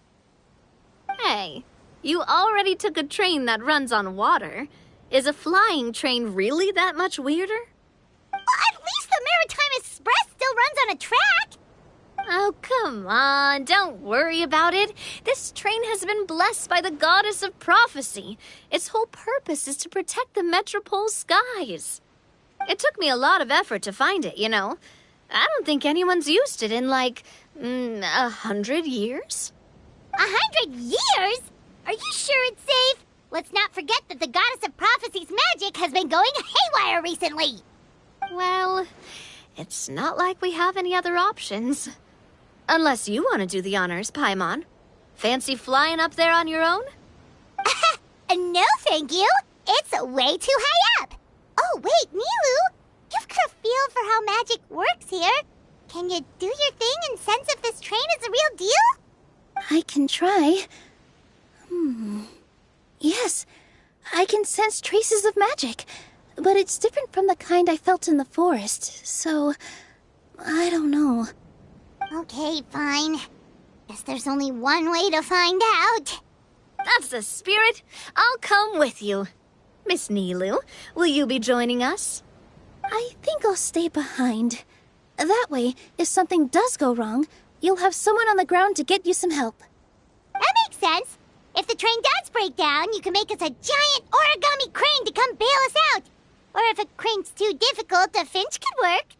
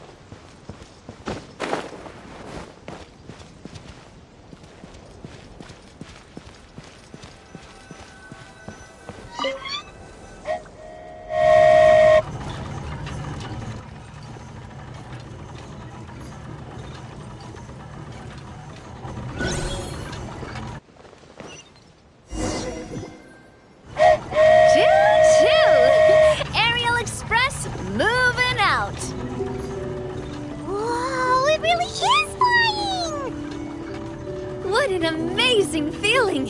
I've never been on a flying train before. Neither have we!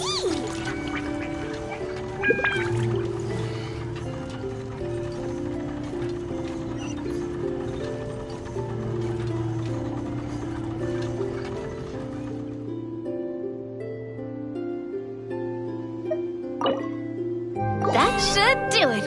On to the next location.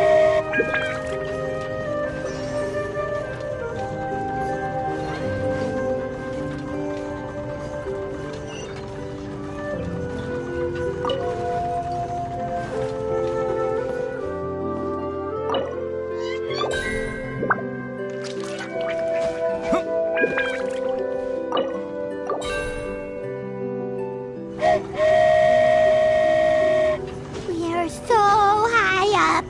Don't look down. Don't look down. Oh, hang in there, Paimon. The hard part's nearly over. After that, it's downhill all the way. Don't say downhill all the way! That is the last thing Paimon wants to hear!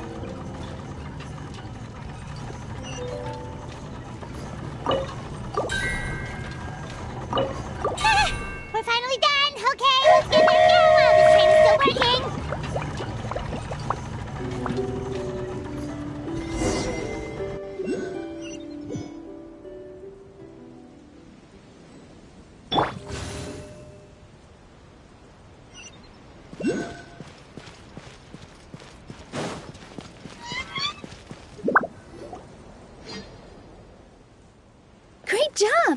Looked like it all went smoothly.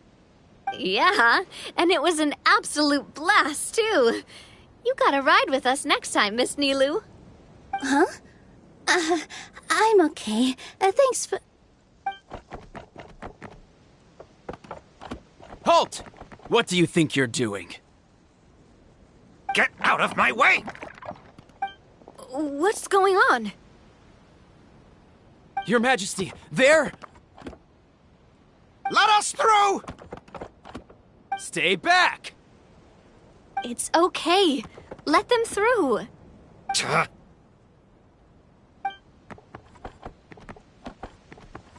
Your Majesty, could we please ask you not to turn the gear that connects up to the sky? And why is that? As you have seen, the goddess's gift is very important to us. It keeps us from harm and protects our very lives.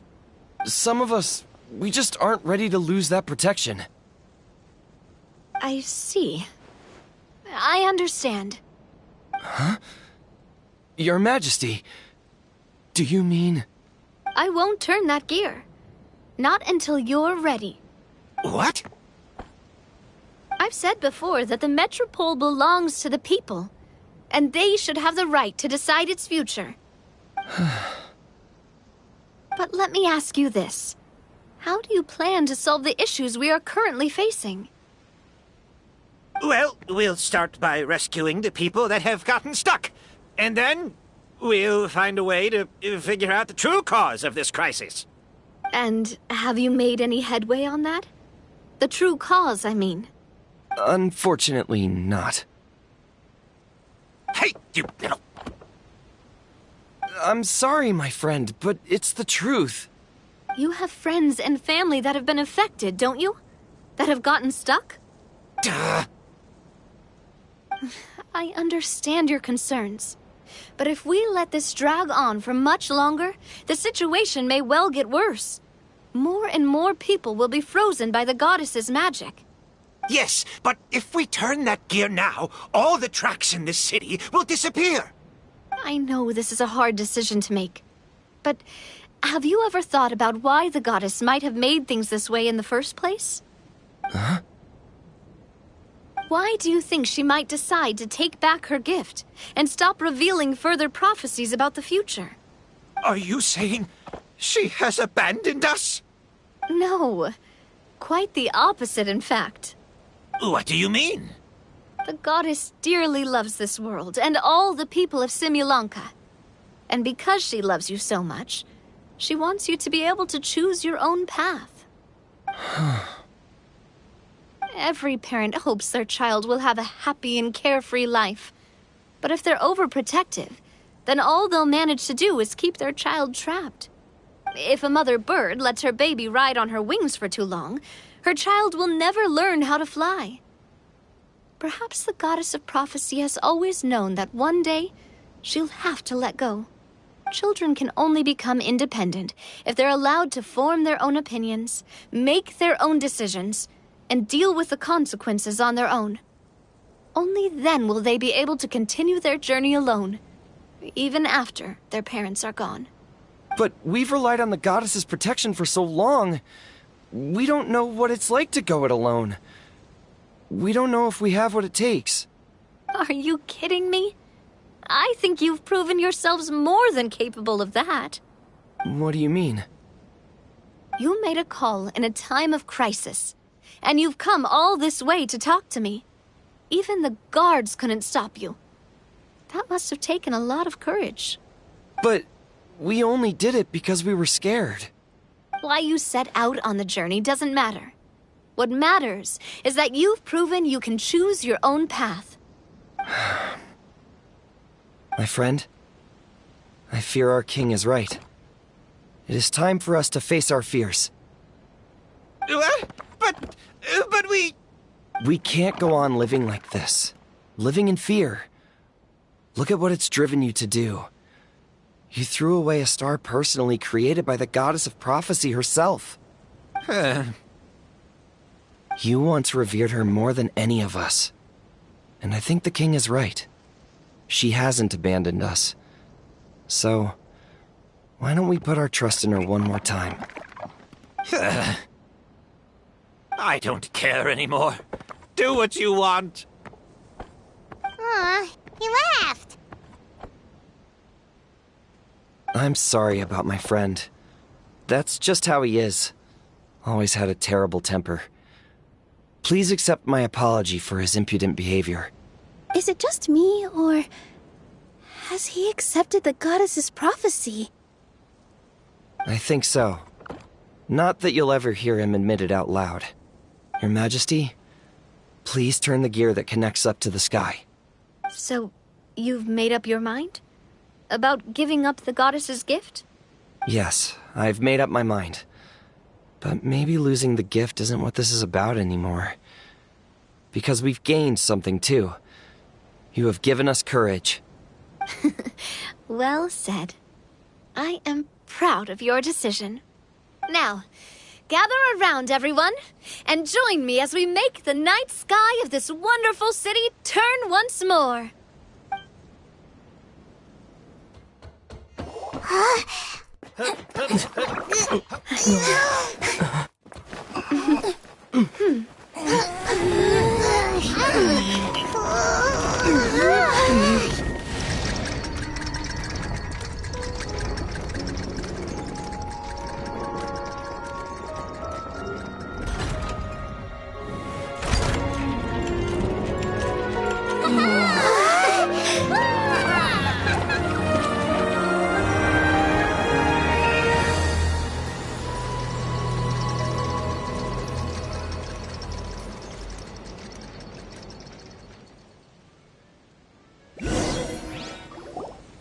So the stars hanging in the sky, they're music notes!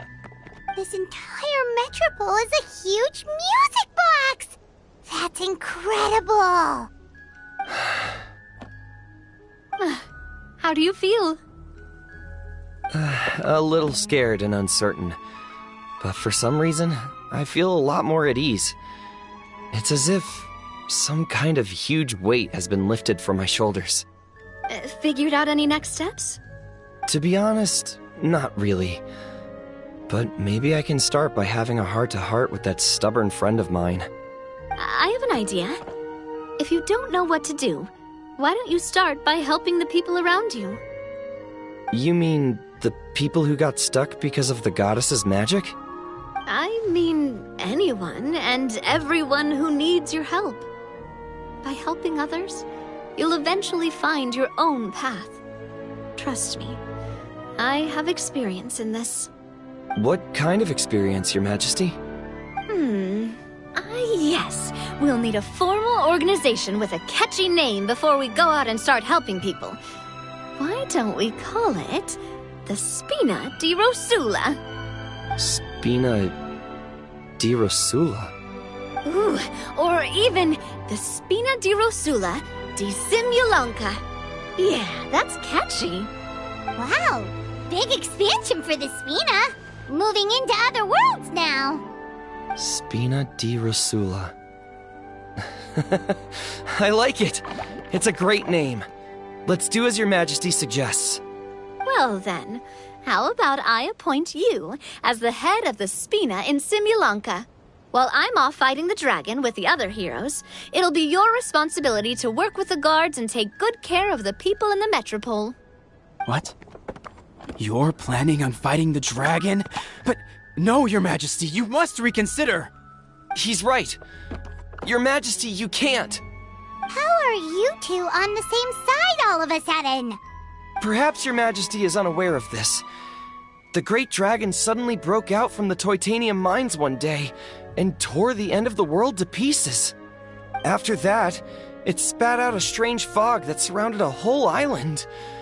No one knows what lies beyond the fog, and no one knows what has become of that poor island.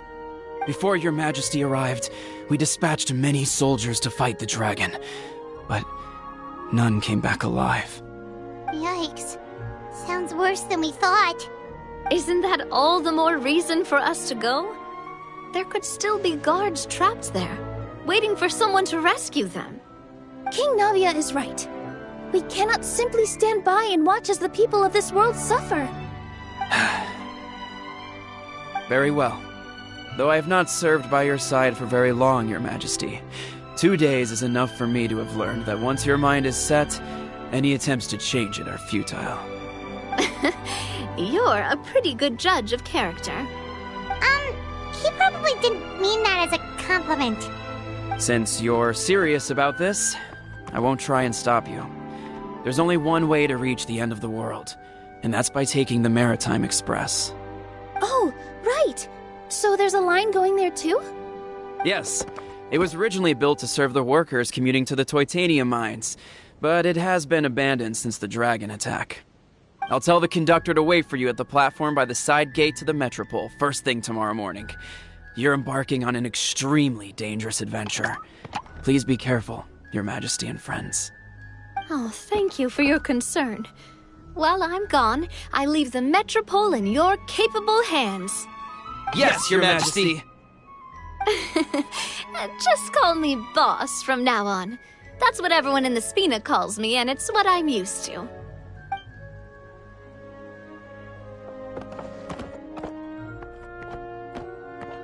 So, the plan for tomorrow is journey across the ocean, make it to the end of the world, and defeat a dragon. Whew, that's an adventure and a half. Do all storybook heroes have to work this hard? At least we'll get to see some amazing scenery along the way, right? Besides, we'll have each other. It'll be a shared experience that we'll never forget. Plus, we're pretty well equipped for a classic heroes versus dragon story. We got Miss Nilu as our magic caster, and I guess I'm the melee warrior who leads the charge? Paimon can definitely see that. Anyway, those are tomorrow's problems. Right now, all Paimon wants is to eat a proper meal, because worst case scenario, if Paimon ends up getting eaten by a dragon, she wants to do it on a full stomach. And something about the end of the world doesn't sound like a great place for food options. Well, the origami animals in the forest only drink magic tonic. What do the toy people here in Constellation Metropole eat? Vegetable oil and sawdust, I think.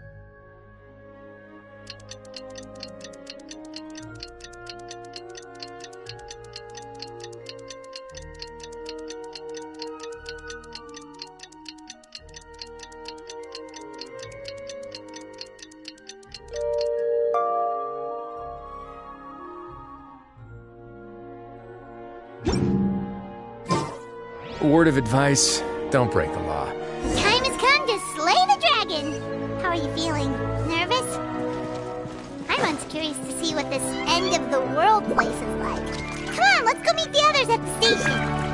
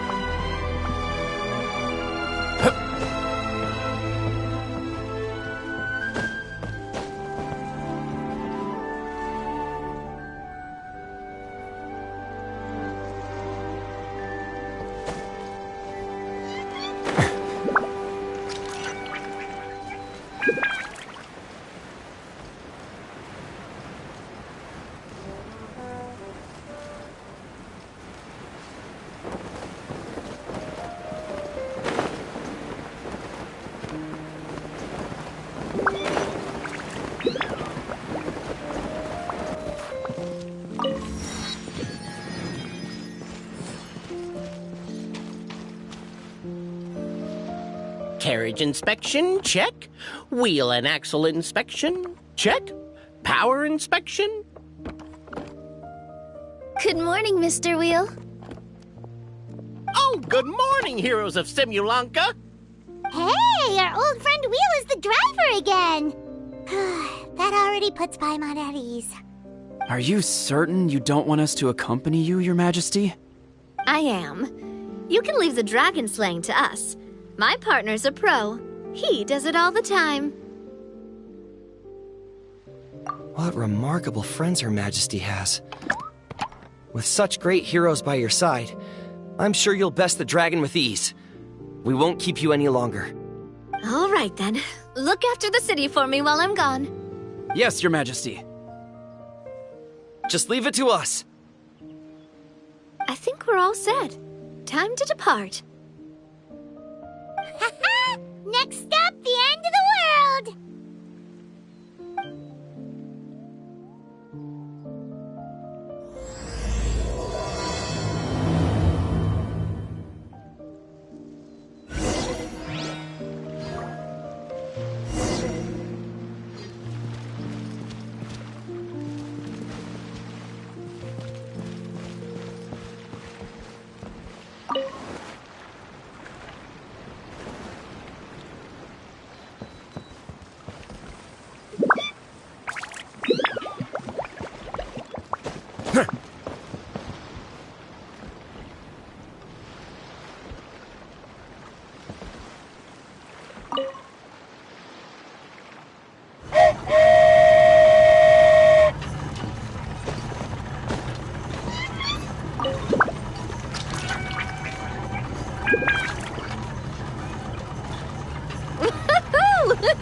So this is what it feels like to ride a toy train.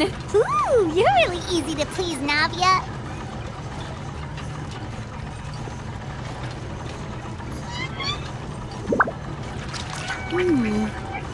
Looks like the fog ahead is getting thicker.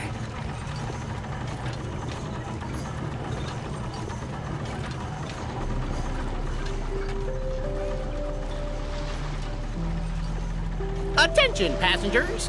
We've arrived at the transfer point. All change, please, all change. So we've got to switch trains, right? Huh? What's that?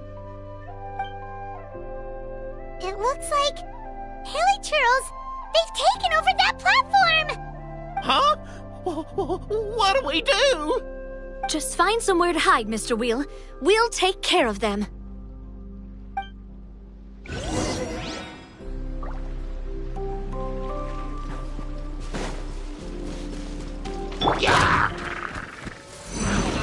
Stabilize!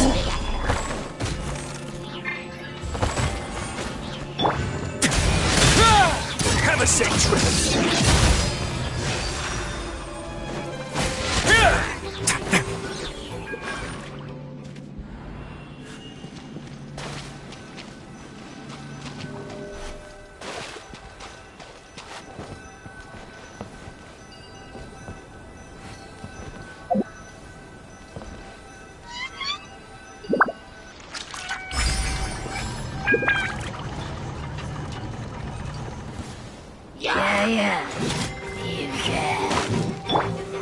Solidify!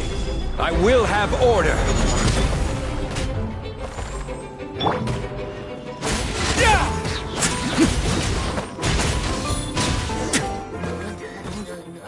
Whew. That's all of them. Thank you so much for your help, everyone. Now, let me take a look at the train.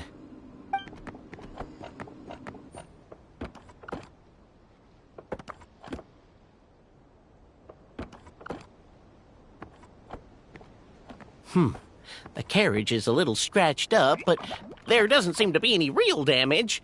And the engine's still operating normally, so I think we're good to go. Wonderful. Let's keep going then.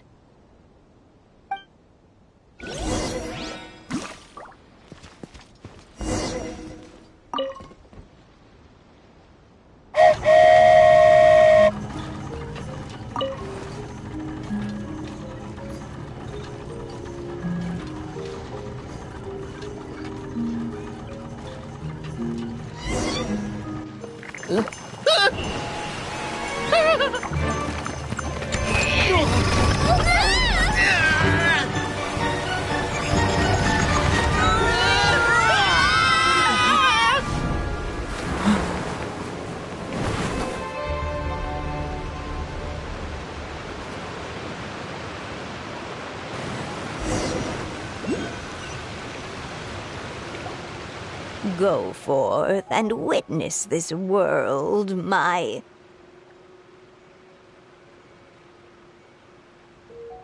Make sure to be nice to everyone. I leave it to you.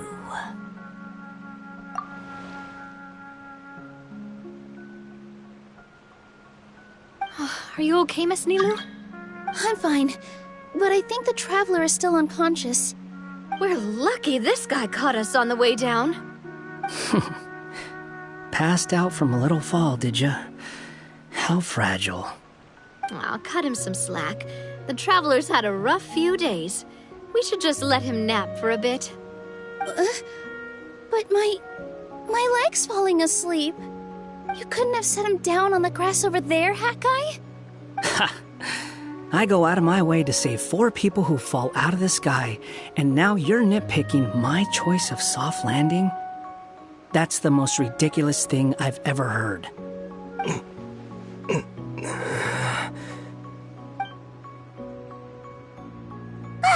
He's awake! Morning, sunshine. You were having a nice little dream there, weren't you? Not gonna lie, it was kind of adorable. You and your friends fell from the top of that waterfall, and you passed out along. Sorry to break it to you, but crashing into the ground doesn't take you to another world. That kind of thing only happens in those stupid light novels they sell in Inazuma. Also, he kind of, set you down in Nilu's lap, so that's where you've been napping all this time. Paimon!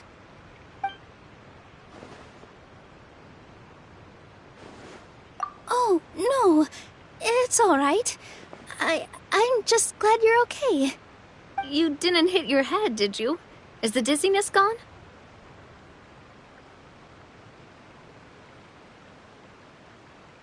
Really? What did they say?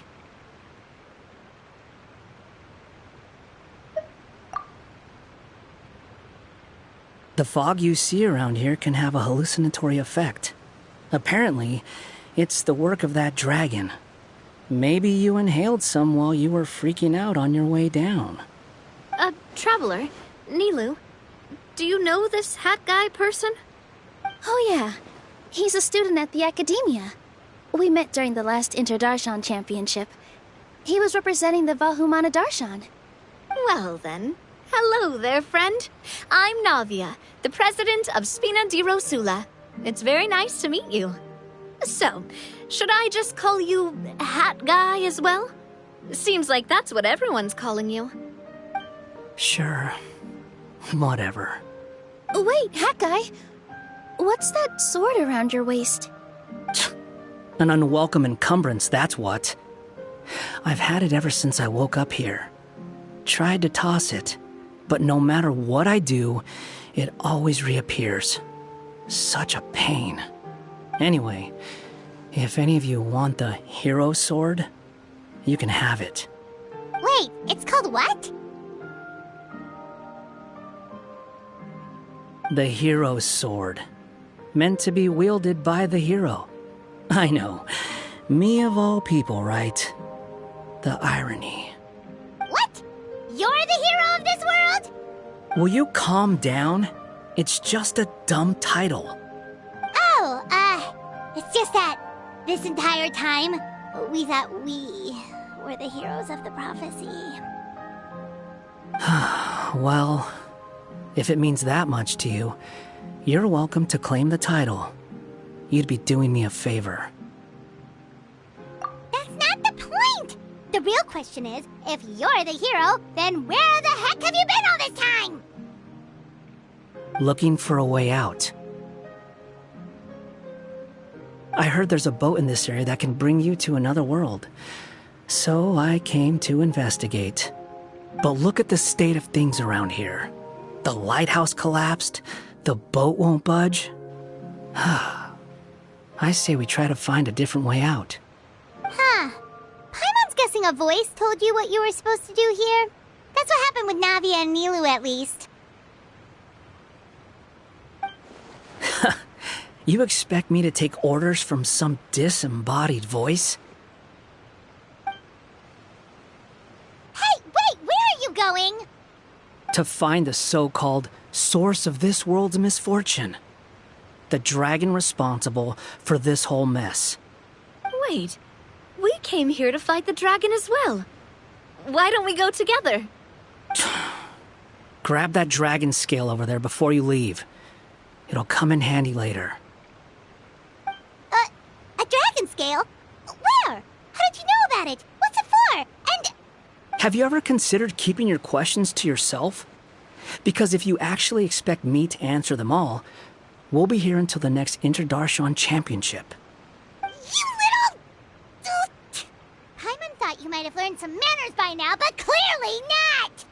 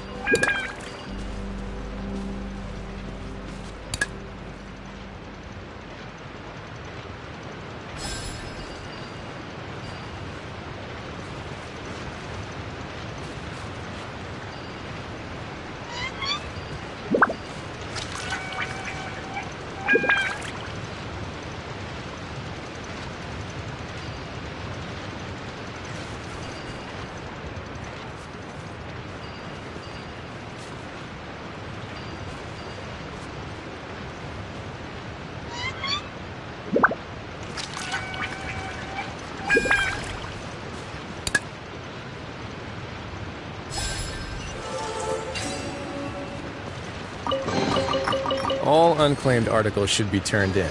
So, neither of us saw anything here, right?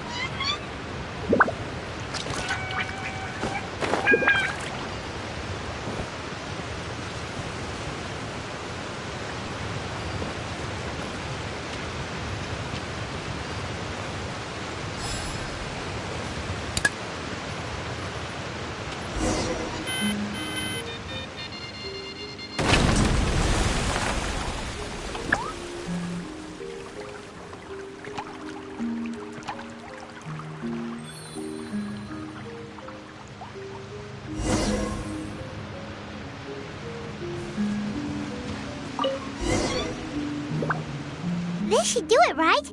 Wow, this scale is amazing! It turns everything it touches into something hard, almost like a toy block! It doesn't seem to work on us, though. It spews out poison and transmutes everything it touches. Huh. No wonder they call it the evil dragon. Your Majesty, Madam Very Brave Hero! What are you looking at me for? He's obviously talking to you. Mr. Wheel! You didn't get hurt when we fell, did you? Oh, not at all. Thankfully, the young man in the hat was kind enough to lend me a hand. There seems to be a village over here. Some of the residents used to work in the titanium mines, and some came to fight the dragon, then got stuck here. I see. I'm glad they're all safe and sound. I can try to use my magic to fold a boat to bring everyone back. Oh, I'll help too. Still, I think we need to take care of the dragon first. We don't want it to start causing trouble when we're trying to load people onto the ship. Apparently, the villagers often see the dragon fly into a space behind the waterfall. They think that's the location of its lair. Then we should look around and try to find a way in. I'll wait here for your triumphant return. Your Majesty, brave heroes, please be careful.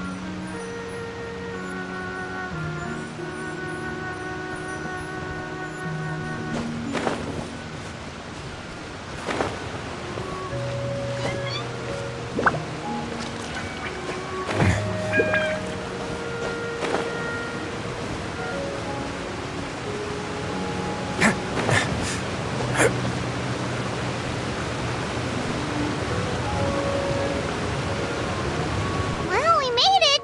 But with the force of this waterfall, there's no way we're getting through. Quick, take out the dragon scale. Wait, but... No. Paimon doesn't need to ask you anything. The dragon scale can turn anything it touches into toy blocks, so... Aha! You want to use it to block off the water! See? Paimon can figure things out all on her own.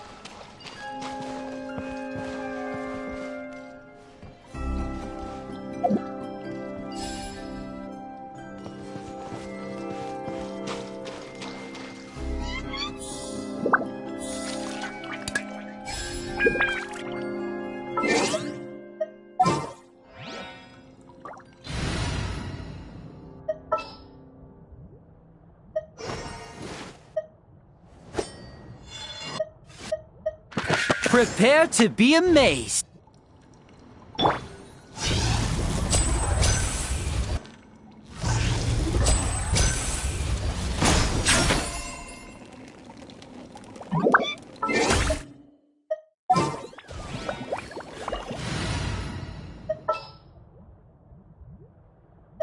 Keep your eyes wide open.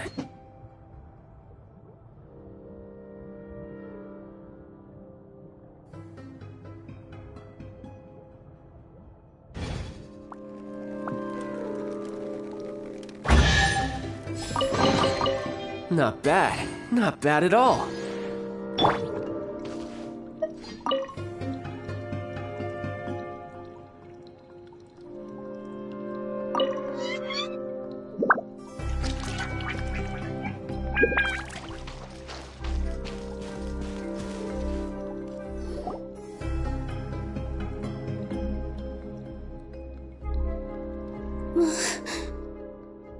What's wrong, Milu?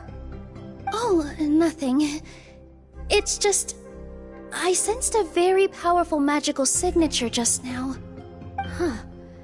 Guess this is the dragon's lair after all. Huh? When did you put your hat on? Well, we're getting ready to fight, aren't we? I feel more comfortable in my regular outfit. Hat Guy also put away that sword around his waist. Should have never had to use this thing to begin with. Do you need to do anything to prepare, Traveler? Paimon's getting kind of nervous seeing everyone else serious like this.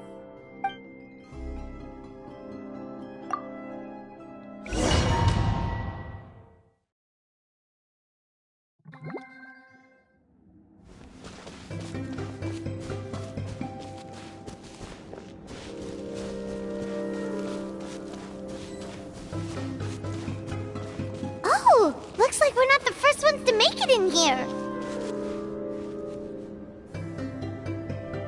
Wait, hold on! Let's fight the dragon together! They're already gone! Let's try to catch up!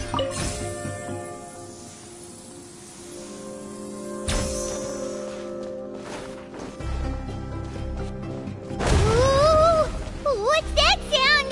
Is it an earthquake? Where'd they go? Reckless idiots.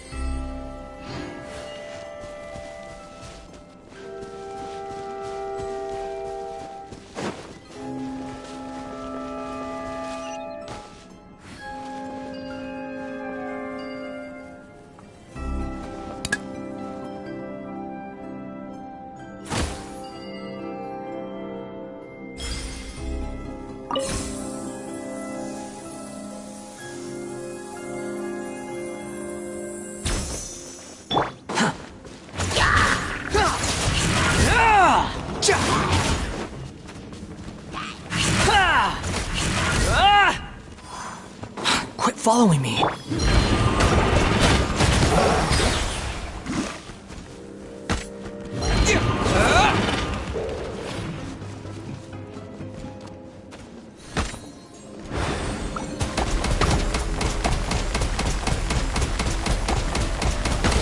Water jet!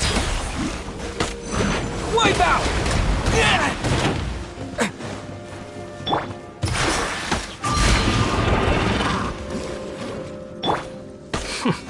Squall Fury.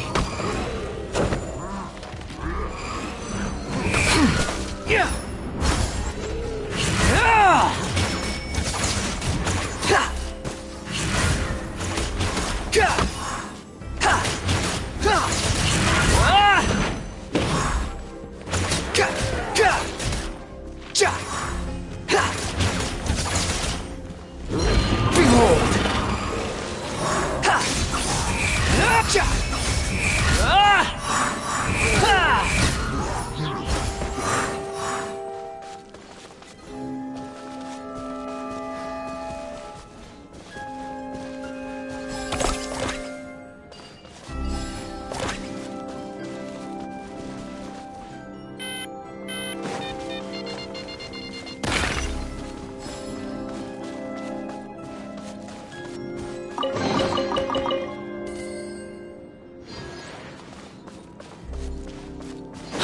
following me.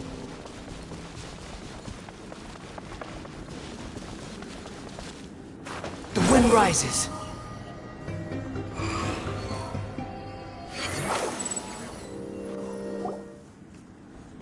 Huh. This space is completely empty. Paimon bets this is where the dragon sleeps. Watch out in front! It's coming!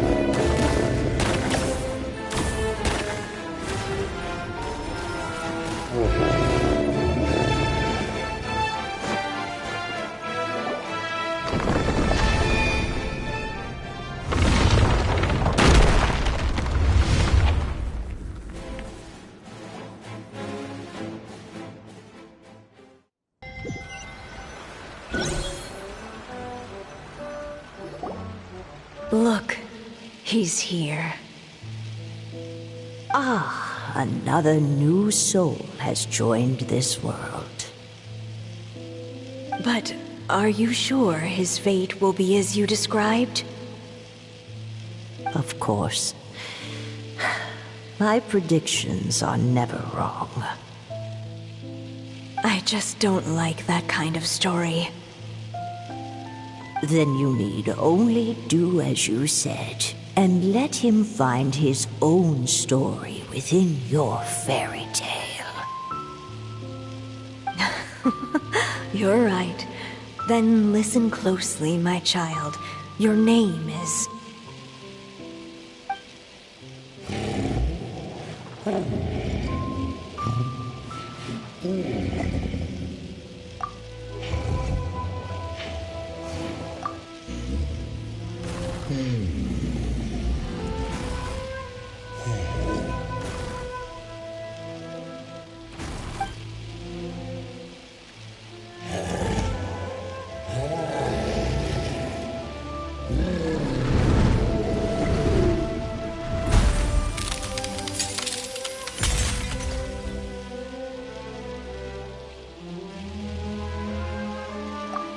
It's the dragon! The dragon that destroyed the Titanium mines!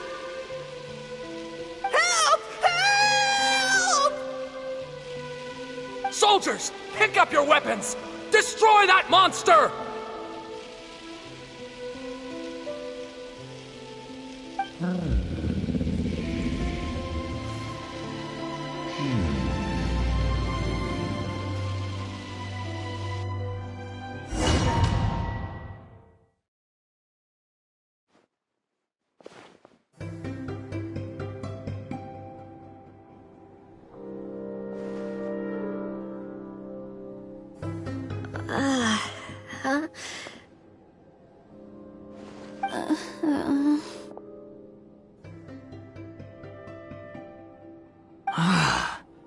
How many times am I going to have to save you? Thank you, Hat Guy. Paimon still feels dizzy. Hey, did any of you also see something strange? It was like we were witnessing... The dragon's memories. Sounds like we all saw the same thing just now. Well, we definitely saw a different side to the story. Watching it all unfold, Paimon couldn't help but feel bad for the dragon. This world might be a lot more complicated than we thought. The next time we encounter the dragon, how about we try talking to him instead of fighting? That sounds like a good plan. But maybe we should figure out where we ended up first. Huh. If the world above is a fairy tale realm, then maybe we've fallen into the next page of the book. Just keep walking and don't fall behind. Hey, wait for us!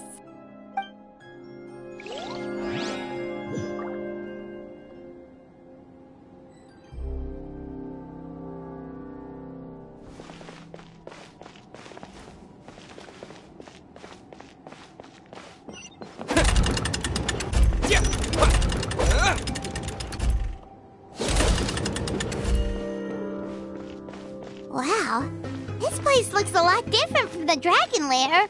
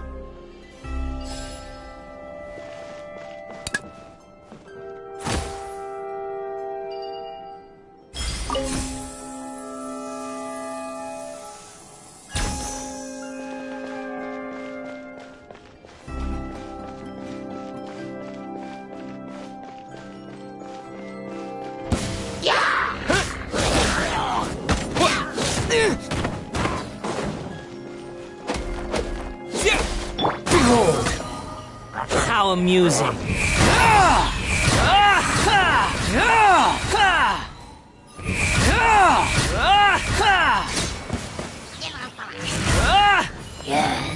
Unsightly insects.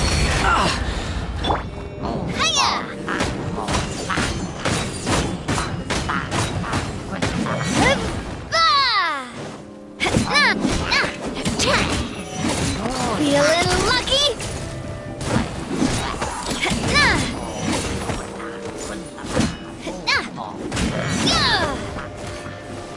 Be a little lucky.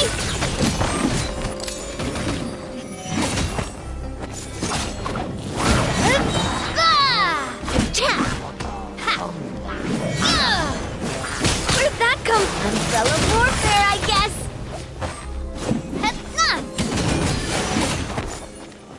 Fire! Well, with rocks.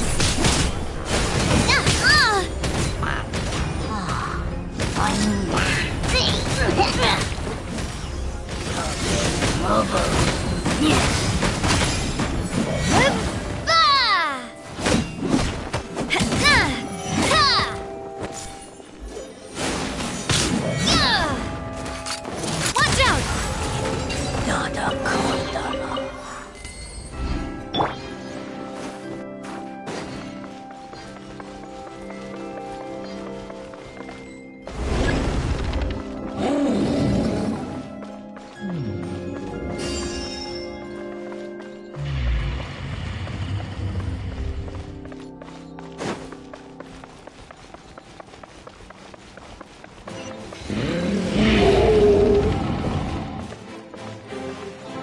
He seems angry. We just want to talk to you.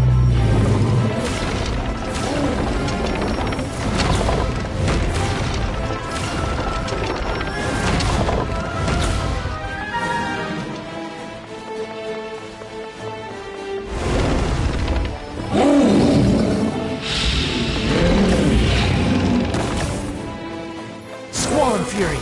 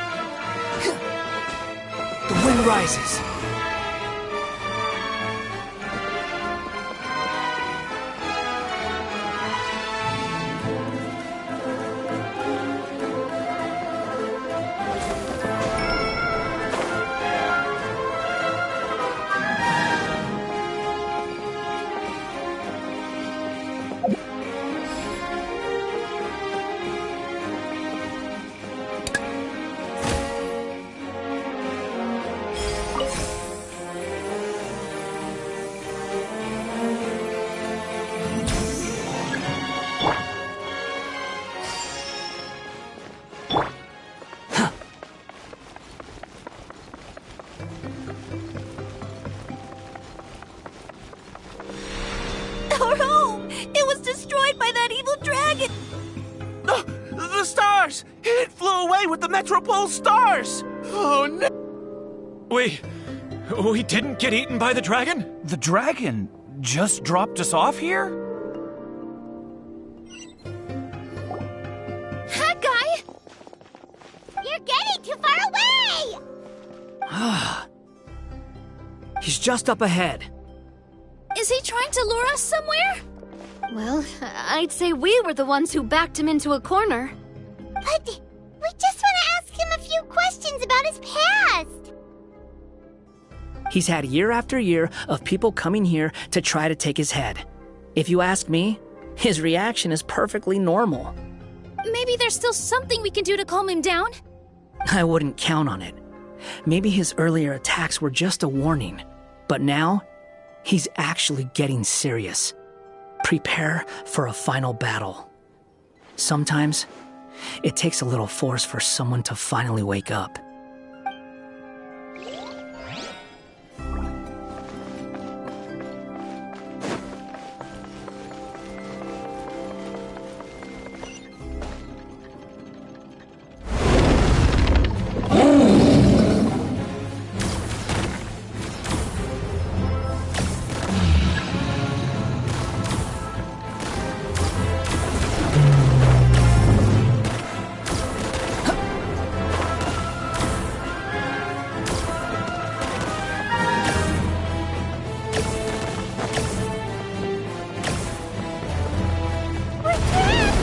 Stubborn beast. You really want to get beat up that bad?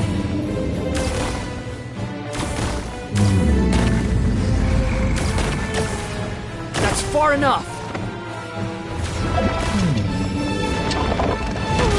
Its mouth is huge! Are we really gonna have to throw a bomb in its mouth?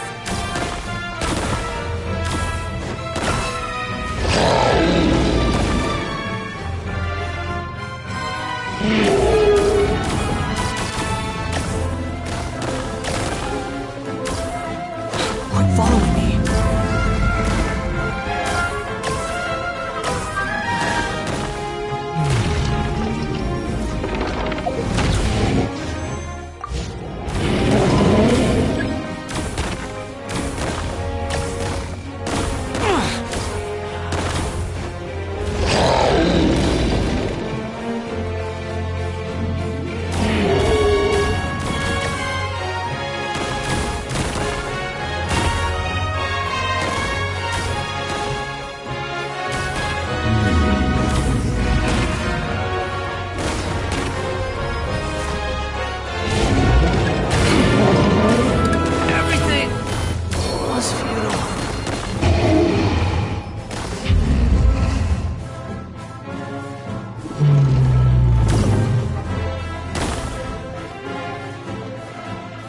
Watch out!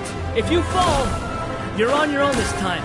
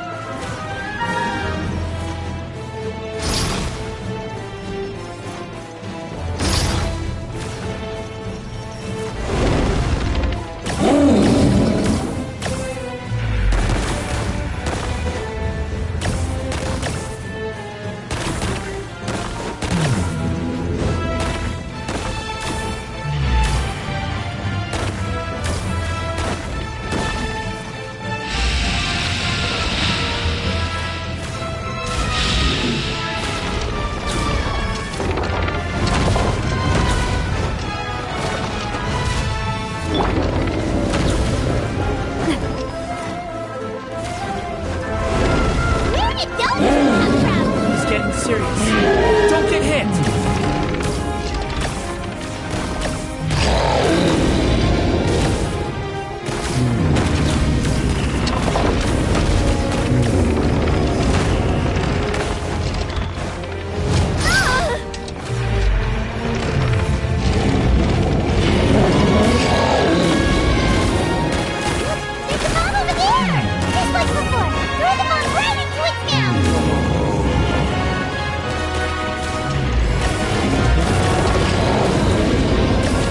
What are you waiting for?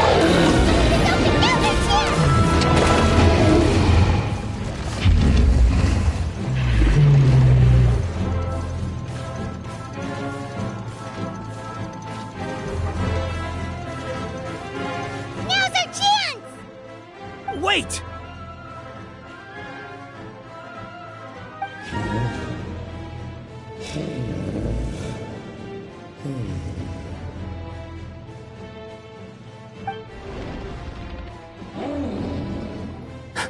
Huh?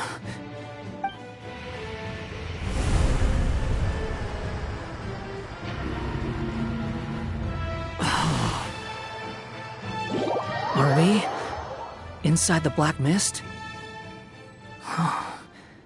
I see something up ahead. Are you sure you want to create this child, Em? Even after what I told you about his fate. He will be abandoned by his creator, and eventually... I know, Bee. You've told me already. That sad story with the disappointing ending. It's what happened in the real world, isn't it? But that's exactly why I want to change things. In a different world, his story can have a happier ending.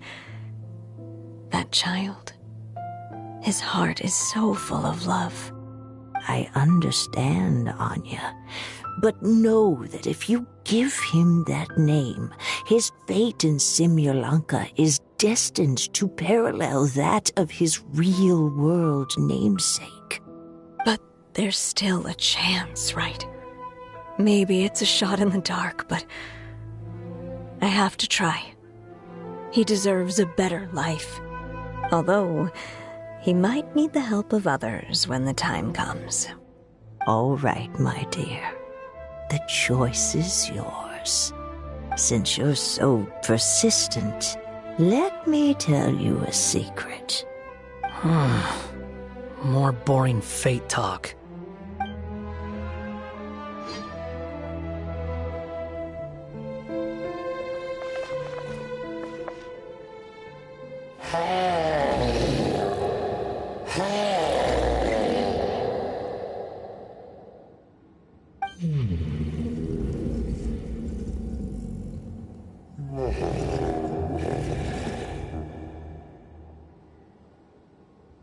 I'm sorry, my child.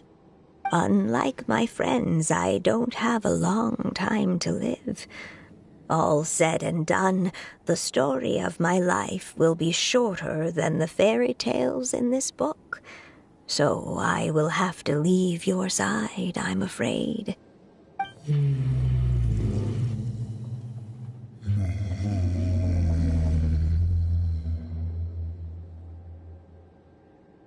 It's okay. It's okay. Once I'm gone, I will become a star in Simulanka and watch over you from above. If you ever feel lonely, just look up towards the sky.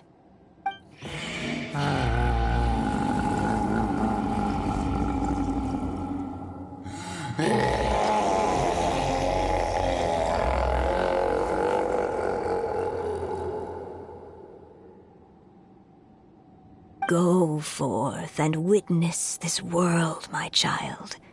Make sure to be nice to everyone. You'll meet good friends one day. I'm sure of it. That is my wish for your future. As for this world, I leave it to you.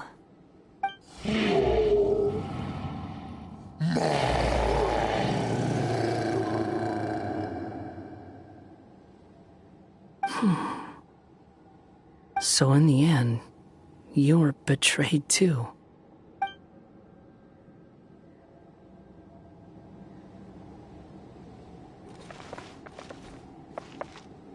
Hey, Mr. Dragon! I brought you some food. You must be hungry.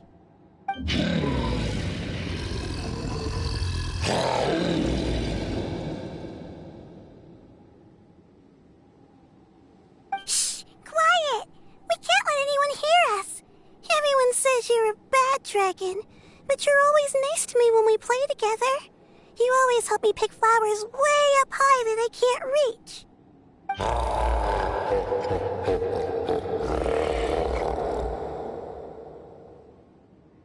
It's okay.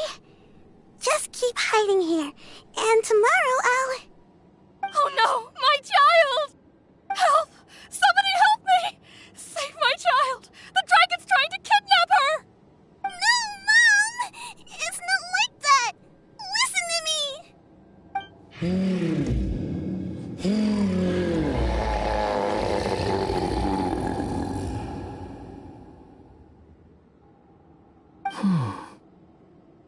So you're hated by people too.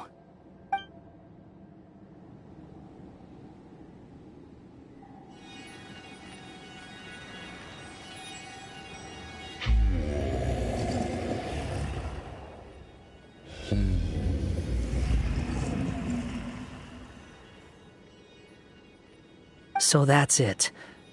That's really your wish? To never have been born at all? That's not a fate you should wish for.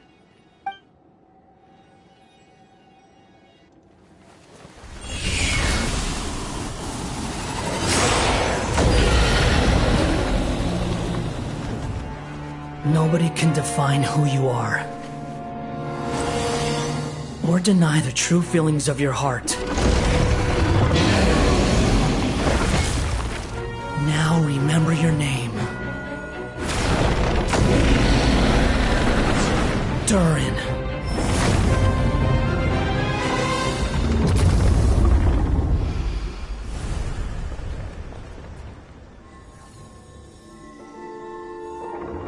It's all right now.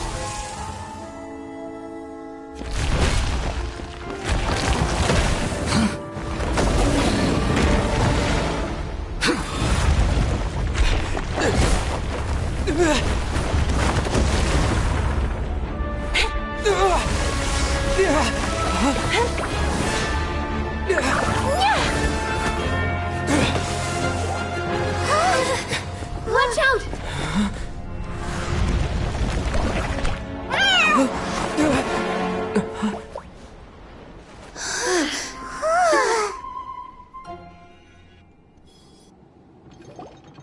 That was a close call. Are you guys all right?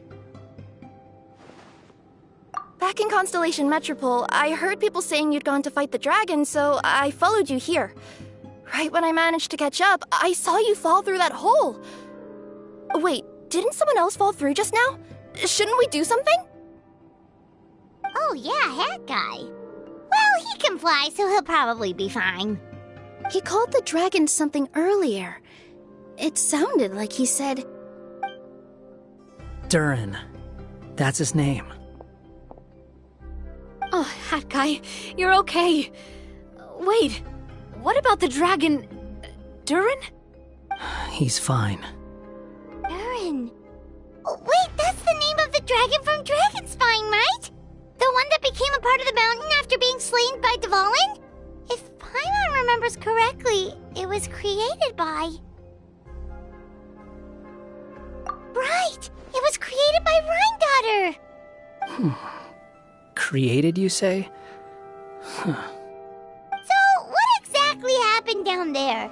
You've been acting weird ever since the end of the fight.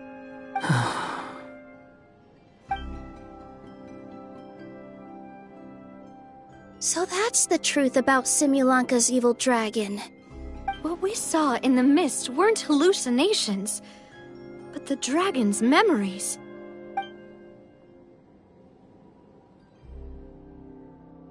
Huh.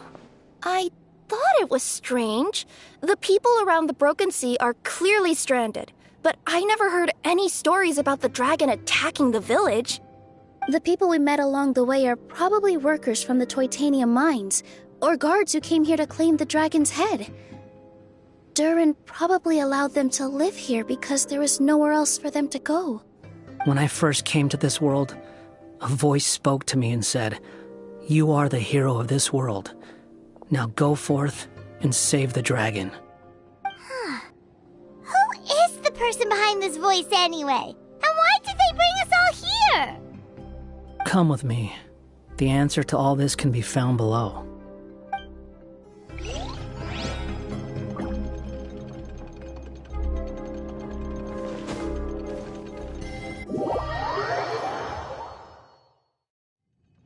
Is this a study?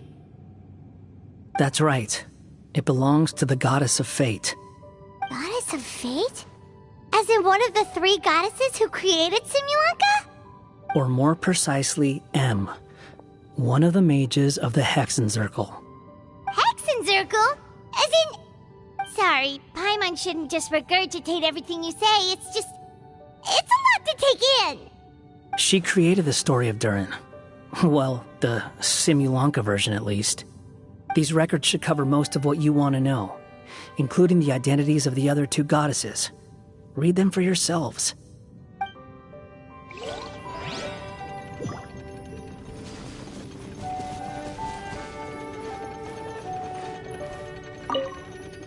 By all rights, I should have been A, since A is the first and last letter of my name.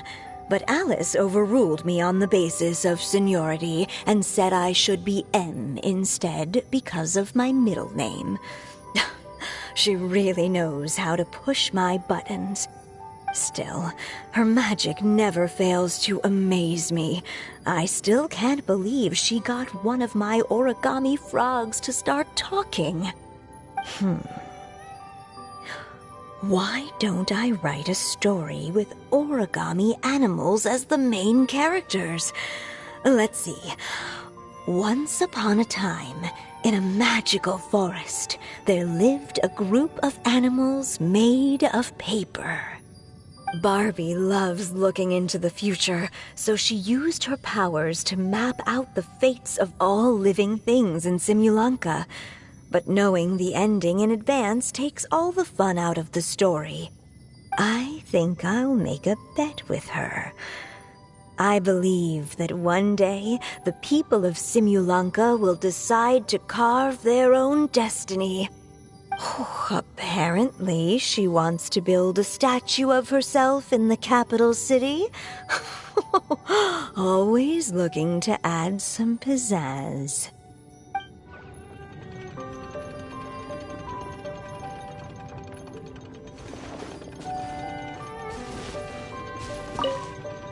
My dear sisters, I fear my pen shall soon run dry. Even now, as I write this letter to you, my dexterity is all but failing me. Thank you for enjoying my stories and for creating this world for me. The time we spent together was the most wonderful youth I could have asked for. I always feel so young when we're together. A says that even after I'm gone, the goddess of fate in Simulanka will continue to exist and carry on granting people's wishes. It makes me glad. If you ever want to chat, feel free to pay a visit to the goddess statue. Just don't wish for anything weird.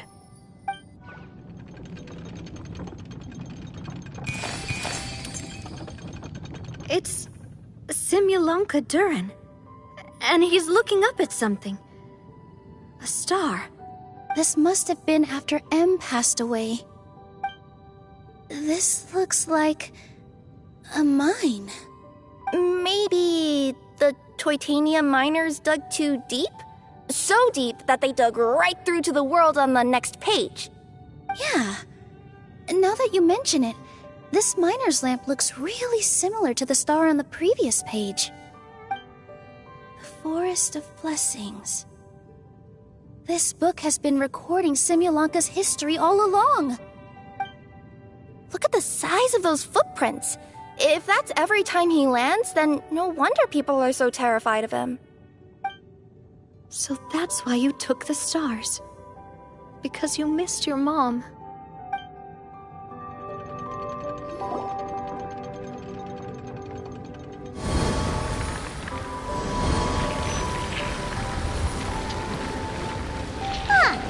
That statue looks different from the one in the Metropole. It's a different goddess. This one is the goddess of fate.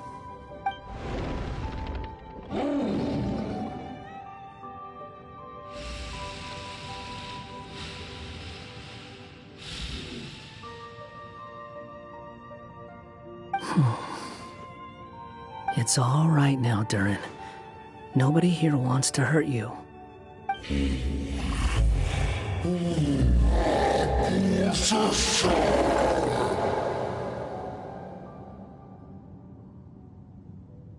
say that, Durin! Paimon made a mistake. She was wrong about you. But it's nice to talk, isn't it? Now that we've all calmed down?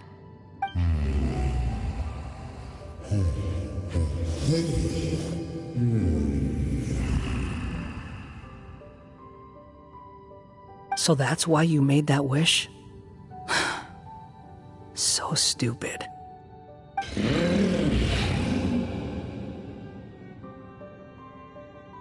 Hey! Anyone with eyes can see that all you want to do is get along with everyone.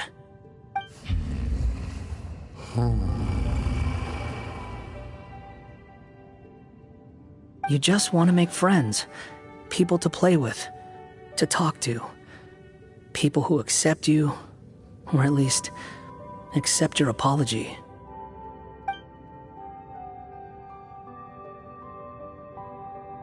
Oh, you've never hurt anyone.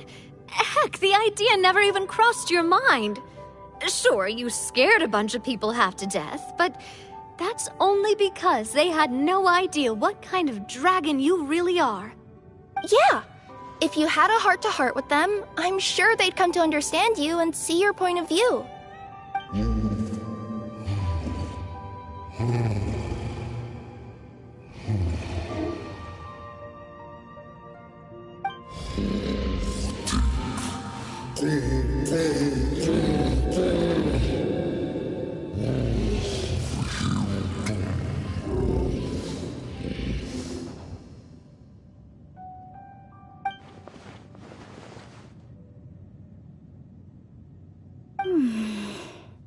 The curse. Huh? Nilu? Is it your true wish to live side by side with the people of Simulanka?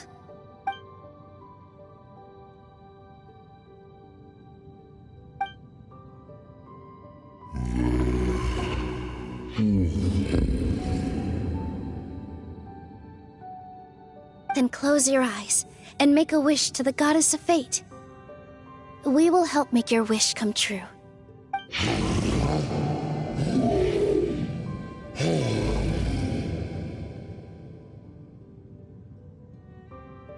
Just trust me.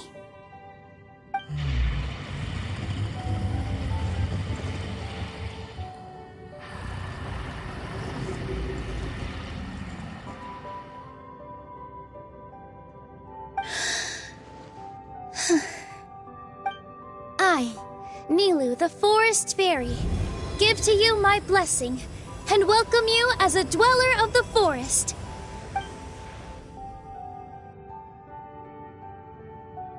May everyone accept you as one of our own, and may the Forest of Blessings be a place you can call home. I, Navia, King of Constellation Metropole, give you my blessing. I grant you citizenship to my kingdom. Oh, me too! As the, Nekomata in Boots of this world, I give you my blessing too.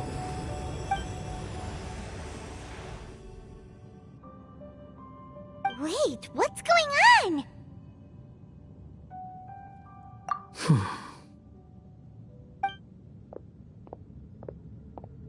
I, the hero of this world, give you my blessing. I recognize you as a resident of Simulanka. May you find acceptance in this world.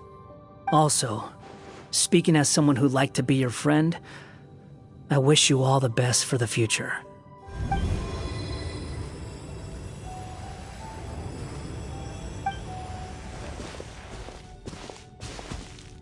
I, a traveler who has traversed many worlds, give to you my blessing. May you find friendship and goodwill, no matter where you go.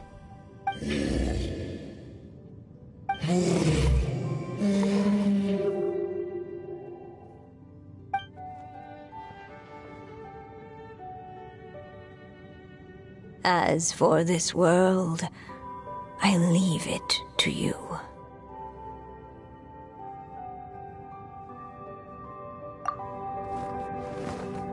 Huh? What? Why are you all staring at me? Huh? My claws. Are these my claws? And my wings? Oh, my tail. Does this mean... Wow, you look so cute. Quite a radical transformation. Not that there was anything wrong with the way you looked before, of course. It's just... you get what I mean. How do you feel? Are you happy with your new appearance? Does anyone have a flower with them? Or even just some water or paper from this world? Oh, I do actually. Here you go.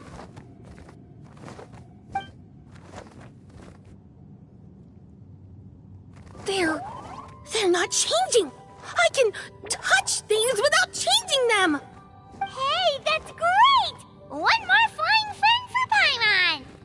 Now the residents of Simulanka won't be scared of you anymore. But what about all the things that I did before? That's simple. Just go out there and atone.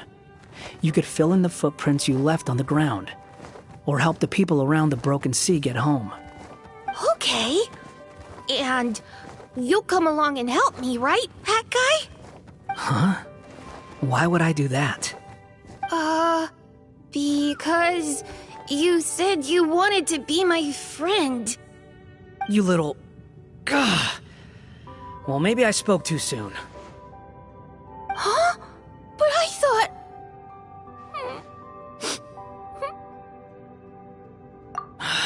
All right, fine. I'll go with you. Really? Yes, really. Lying to you would be no fun anyway. Oh, thank you! You're the first friend to call me by my name! Let's go back up. I'm about to suffocate down here. Oh, it feels so good to finally see Hat Guy meet his match. Yeah, okay. Paimon just never thought we'd see the day, that's all. All right, let's also head back up then. Don't be scared, Durin. We'll be right by your side. Thank you for your blessings, everyone! Oh, this is the happiest day I've had in a really long time!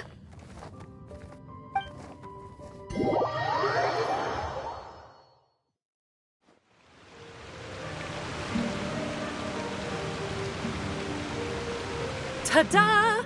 Surprise, everyone! Ah! A talking street lamp! Street lamp? Oh my! You mean you still don't remember me after all the times we've spoken? I know that voice! It's Mom's friend! Hello there, traveler and friends. And Durin, it's good to see you. You've changed quite a lot. In fact, you look so different that perhaps I should call you Mini Durin. Mini Durin, huh? Yeah, I like the sound of that. It's nice being smaller. You must be one of the 3 goddesses of this world. Are you the goddess of creation? Yep, that's right. But although it's the most impressive sounding of the 3, to be honest, we all made an equal contribution toward the founding of this world. If you've ever read any of M's stories, you'll know just how enchanting the worlds are that she writes about. So enchanting that I just had to step inside and explore it for real. So I got B involved, and with M's consent, created the world of Simulanka. Whoa, whoa, whoa! You're getting a little ahead of yourself. First things first, would you mind explaining what you're doing here? In fact, no! What are we even doing here? Don't worry, all will be revealed. After everything you accomplished on your journey, you're free to ask me anything you want. Let's start with your first question then. I'm here because I sensed a great magic power emanating from the book just now, and I couldn't resist the urge to peek inside and check it out. That must have been when we all gave Mini Durin our blessings, right? Yes, exactly. In the world of fairy tales, words and emotions often carry far more power than any spell. It's all thanks to your magic that Mini Durin was able to take this form. Come say hi to me, little one. Oh, look at you. You're as cute as a button. So, what about us? Was it always part of the plan that we'd come here? Plan isn't the word I'd use. If you ask me, I'd say fate works in mysterious ways. When Durin of Simulanka made his wish to the goddess of fate, it just so happened that in a world far away, all of you wonderful people were holding a copy of M's fairy tale at that exact moment. And because of your noble and kind souls, you were selected by the goddess of fate to come and save this world. Now that you mention it, that's what I was doing when I was transported here. I was reading a fairy tale to some children in the Flufsandra. I think I just, happened upon an old book and decided to use it as my pillow during a nap in a box. Wow, what a crazy coincidence. Wait, that's not right. How come everyone else got assigned to roll except us? 'Cause we were also... Yeah, that was it. We just received a strange book and we had no idea who sent it. Then, the moment we opened it up to start reading it, we found ourselves here. You're the one who sent it to us, aren't you? Oh, is that what happened? Yes, that does sound like me, doesn't it? Good question. Why indeed? Maybe I thought this was such a good story it simply had to be read by someone. As the traveler and witness of many worlds, how could I let such a beautiful place pass you by? I can sense that your blessing for Mini Durin was a very special one. With this blessing from beyond the story, he might even be able to explore worlds outside of this one. Teyvat, you mean? That's right. In fact, back when we were first creating Simulanka, Em told us that she hoped the people of this world would one day be able to explore the wider world beyond. Every story has an ending, but if the story becomes reality, it should have the right to choose its own path. So, in other words, the predestined lives these people lead were always going to disappear one way or another. Wait, so even if the people here get to go to other worlds, surely there's gotta be a way we can leave too, right? Don't you realize you've been able to leave all along? Huh? You can either take the boat at the Broken Sea or touch the giant bookmark at the Cliff of Prophecy. All you need to do if you want to leave is focus on the place you want to go. How were we supposed to know that if you never told us? Huh, didn't I? Well, given how smart and capable you are, surely it can't have posed a huge problem for you.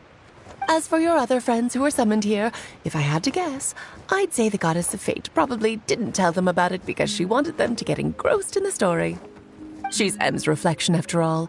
It wouldn't surprise me if she shares Em's love for cliffhangers. Anyway, I think that answers your questions, yes? What do you all plan to do next? I'm gonna go say sorry to the people of this world. After that, I want to start protecting Simulanka, just like Mom told me to. Now we know how easy it is to get back home. Paimon's suddenly not in such a hurry to leave. Same here. It's not every day that you get to come to such a magical world. I, for one, plan to explore it a little longer. I'm glad to hear it. Maybe I should invite some other friends to join you too. By the way, Minnie Durin, I'm delighted to see you've made some new friends. I'm sure Em would be very proud of you. Now, before I depart, please let me give you a blessing as well. May your future be as rich and colorful as the stories Em used to tell. She's gone. Guess this is where the hero's journey comes to an end, huh? But it's also where a new journey begins. The adventures of Minnie Durin and friends. Huh? An adventure for me? You bet. For starters, I'd love to introduce you to my other friends in the forest. Even though there have been some misunderstandings in the past, I'm sure they'll welcome the new you with open arms. Huh? Stop looking at me. I already said I'll come with you. Whoa! Look over there! Wow. The stars are beautiful. Huh. I'll bet that's a gift to Minnie Durin from the 3 goddesses of this world. Oh. Thank you, Mom.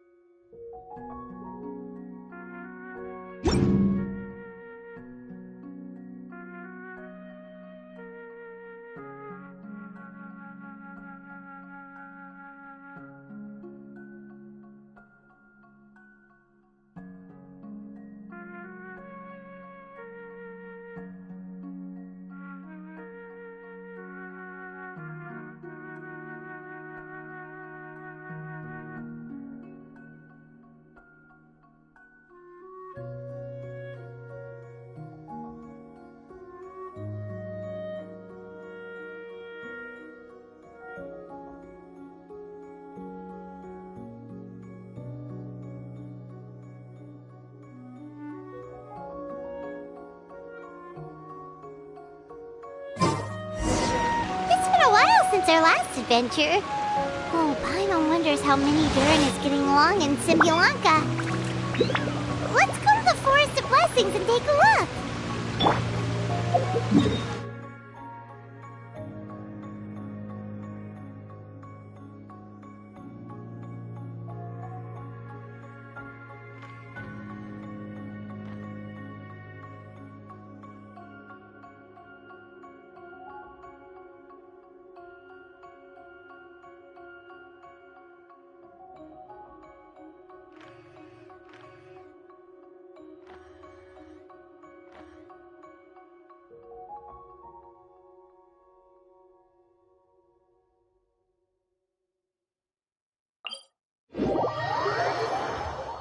I once considered keeping some pets in my office, but soon gave up on the idea. It's just not right to keep small animals where they won't be able to see the sun.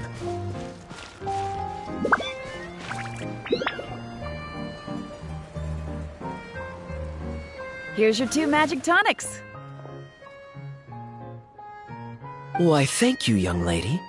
And might I add that you're looking quite lovely today. Jean, come on, take a seat and let's have a drink. I ordered one for you as well. But is this really appropriate? I mean... Still worried about Klee? Relax. Albedo's with her. She'll be fine. Kaya and Master Jean! What are you two doing here? Oh, look who it is. The Traveler and Paimon. You must be the pleasant surprise that Miss Alice told us about. Greetings to you both. This is one place I didn't expect to run into you two. The locals here have been talking non-stop about some brave heroes who saved the world. Let me guess. You two have been up to your old tricks. Well, not just us. We only played a small part. You could say we were 2 members of the Heroes Adventure Team. Still sounds mighty impressive to me. As ever, our honorary knight is making us proud wherever they roam. That's right. We received a letter of invitation from Miss Alice, proposing that we take Klee for a vacation in Fairyland when work dies down. I wasn't sure what she meant by Fairyland at first, but if my eyes are not deceiving me, she was being quite literal. Klee ran off excitedly as soon as we arrived. I'm a little worried about her, but Albedo insisted he would look after her while we do our own thing. We could hardly say no to such a considerate offer. So I took it upon myself to bring Jean to the nearest tavern we could find. Any excuse for a drink, huh? Well, we are on vacation. It's only fair that we get to indulge ourselves a little. You're right. I should make an effort to relax and unwind. It's what Miss Alice would want, after all. Oh, wait, Kaya? What exactly did you order from the bar? The house special, of course. Best way to get a taste of the local culture.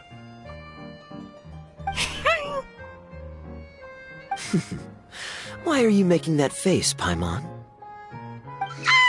Nothing. Paimon's just perpetually amused by your lifestyle, that's all. Go on, drink up. Something tells me I need to tread carefully here. Let's see, it's got a lovely color, but how about the taste?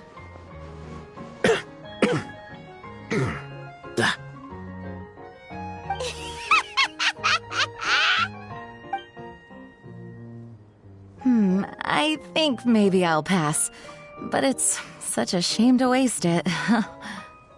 All right, Paimon. Well played. Well, Paimon got burned too, if it's any consolation. It's nothing personal. Oh, by the way, we weren't the only ones who got invited here. I saw Kale earlier. She didn't see me, though. She was making a beeline for that big tree. The Kingdom of Breezes and Bells, you mean? Oh, this is turning into a huge reunion. Maybe we should go say hi to her. All right. Well, give her my regards. Thank you. Enjoy your time here, too.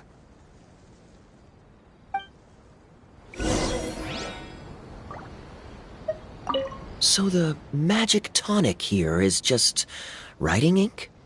What a weird and wonderful world. Ah, Miss Citrus, do you happen to serve any beverages here that don't contain magic tonic? Of course we do. What flavor would you like? Sunsetia.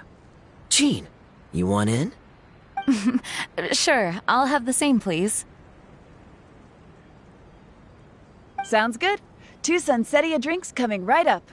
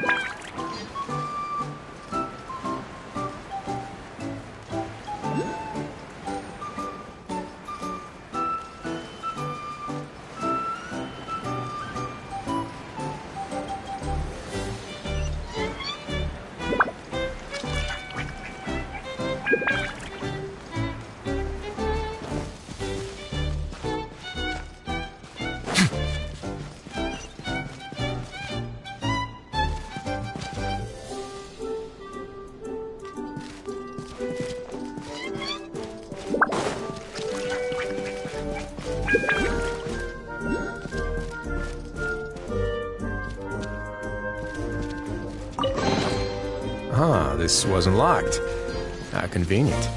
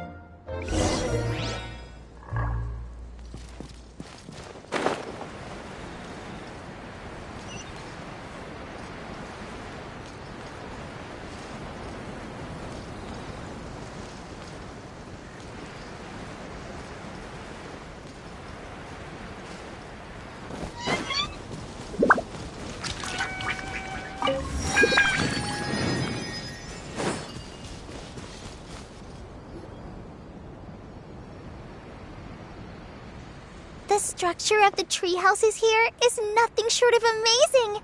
I have to write it down so I can tell Master Tainari all about it later. Hey, Kale! You scared me. Traveler and Paimon, you got invited here too? Yep.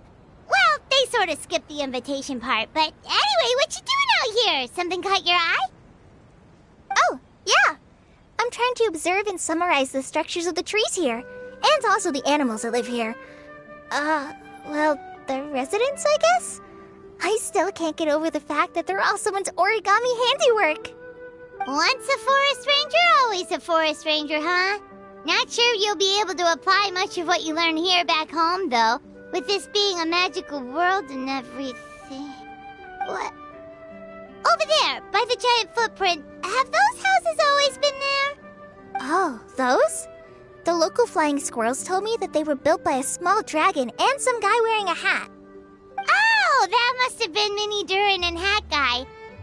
Any idea where they went? Supposedly, after building the houses, they went to somewhere called, Constellation Metropole? Did I say that right? Yep, you got it. Oh, also, when the locals mentioned the dragon, did they seem at all, did they say how they felt about him at all? Now that you mention it, the atmosphere changed a little when they talked about him. Oh no. They mentioned some stuff along the lines of past misunderstandings and welcoming new members. I only just got here, so I know very little about what has happened in the past. They seemed genuinely grateful for the houses, though, and said they were going to plan a welcome party. Oh, thank goodness. Phew. Sounds like the forest has begun to accept him. It's a step in the right direction. Are you looking for that small dragon? Yeah, he's a new friend we made after we arrived here. No way! Really? I'm getting more and more interested in your story. No. I've got to save it for next time. For now, I've got to make the most out of my time in this wonderful world. Oh, there's no rush. Just take it slow and enjoy yourself. Like Kaya. Oh, he sends his regards, by the way. Oh, Mr. Kaya is here too? Then I've got to go say hi to him. Well, right now he's at the tavern and he probably won't be leaving until he's drunk. Not that he'll ever reach that point because his alcohol tolerance is so high. Basically, it's Kaya. You know where to find him. You make a good point, Paimon. Then I'll focus on exploring for now, and go catch up with him later. Shall we go pay a visit to the Metropole Traveler? Maybe Minnie, Durin, and Hatkai are still there. Oh, right. By the way, something pretty interesting has been happening in Sumeru recently. Master Chanari has been working really hard on it, so if you have time, definitely go and check it out. Sounds good. We'll find some time in our schedule. Of course. See you later.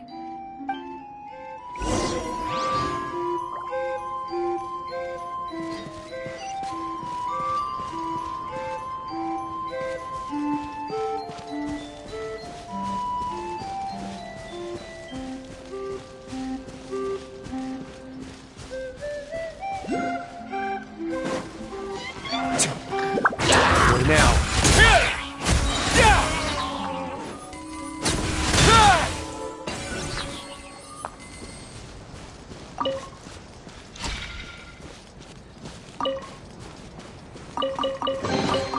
I'd take it if I were you. I'm sure it'll come in handy.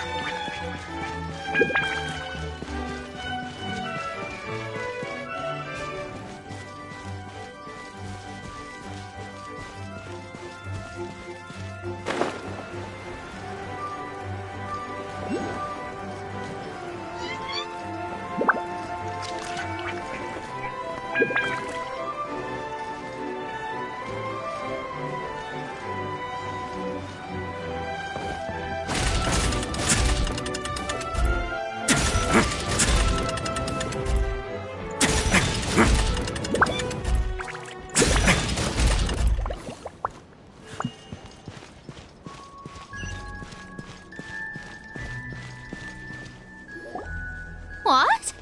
Are my eyes deceiving me? There is no way. I can't believe it. Hey, Mona! We heard you muttering from a long way away. What's up? Oh, is your scry glass acting up again? Oh, it's you, the saviors of this world.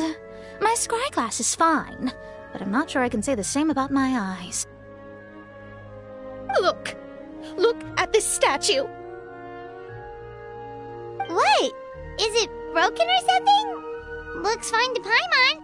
That's your master, right? AKA the goddess of prophecy? I refuse to believe it. There's no way that old hag looks anything like this. When she was younger.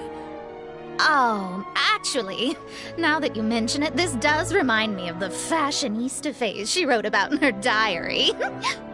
She can't hear me, can she? I swear I just got chills down my spine. Either way, it's probably a little rude to talk about her right under her statue. But how do you know it's a statue of her if you never saw her as a young woman?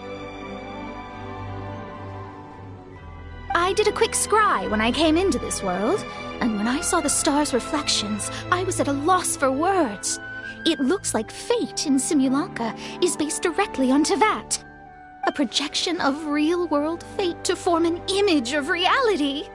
Or in layman's terms, basically the creator made this world inside a mirror or a lake, and this world is the reflection. Still sounds pretty impressive. The more I scried, the more familiar everything looked.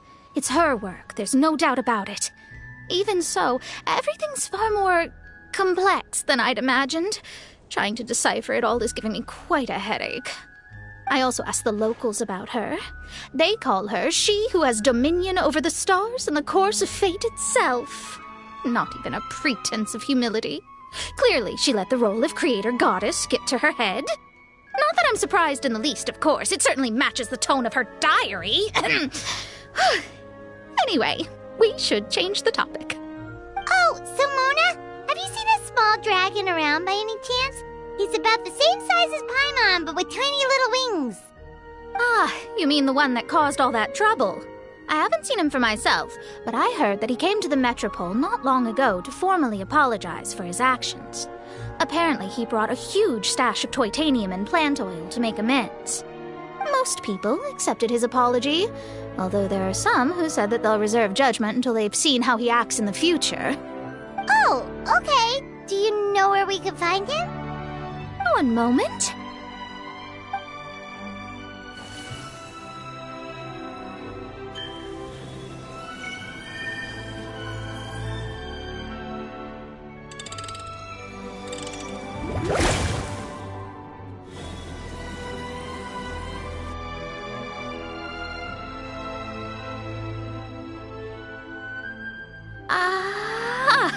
It looks like he's at the Broken Sea. There's a big group of people with him, too. Cool! Wanna come with us? We can introduce you?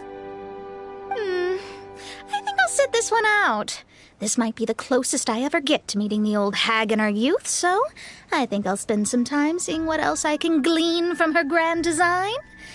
You guys have fun. What do you mean, be careful? Now you're making me nervous. We'll be off now. See you later, Mona!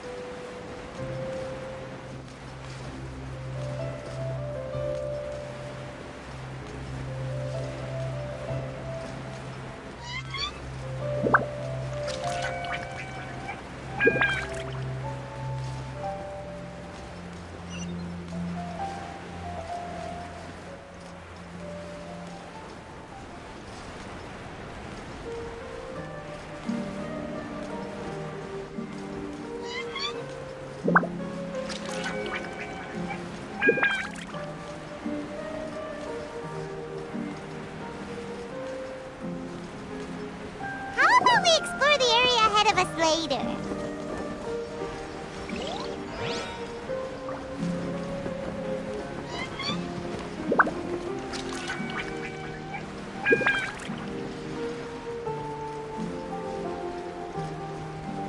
How about we explore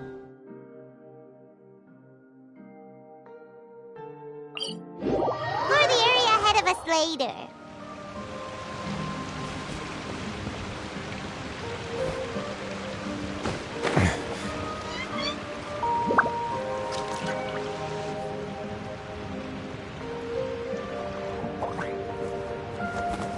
Osvaldo Hafnabines!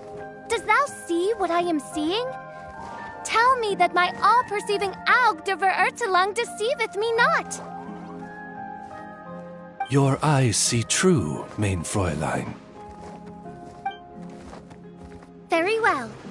Then, as sovereign ruler of the Immenachreich, I extend to you both my greetings, O Night Dragon from the land of the Thousand Stars, and his hat-wearing servant. Who did you just call a servant? What mein Fräulein means to say is, hello, it's a pleasure to meet you. Pleasure to meet you too. But Hat Guy's not my servant. He's my friend. Now you're over-explaining. Hat Guy, Mini Durin! Found you at last. Whoa, and Fischl's with you too? Oh, greetings, Outlander blessed by the Immenachreich. How honored you are to meet your prinzessin beneath the stars of another sky. Clearly a decision made by fate itself. Mr. Honorary Knight, Paimon!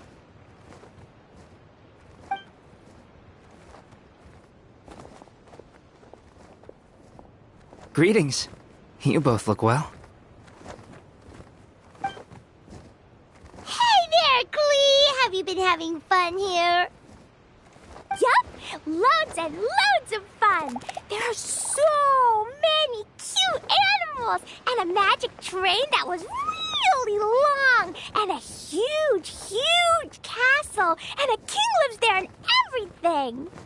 I've been taking Klee to see all the sights. It's been a very enriching experience.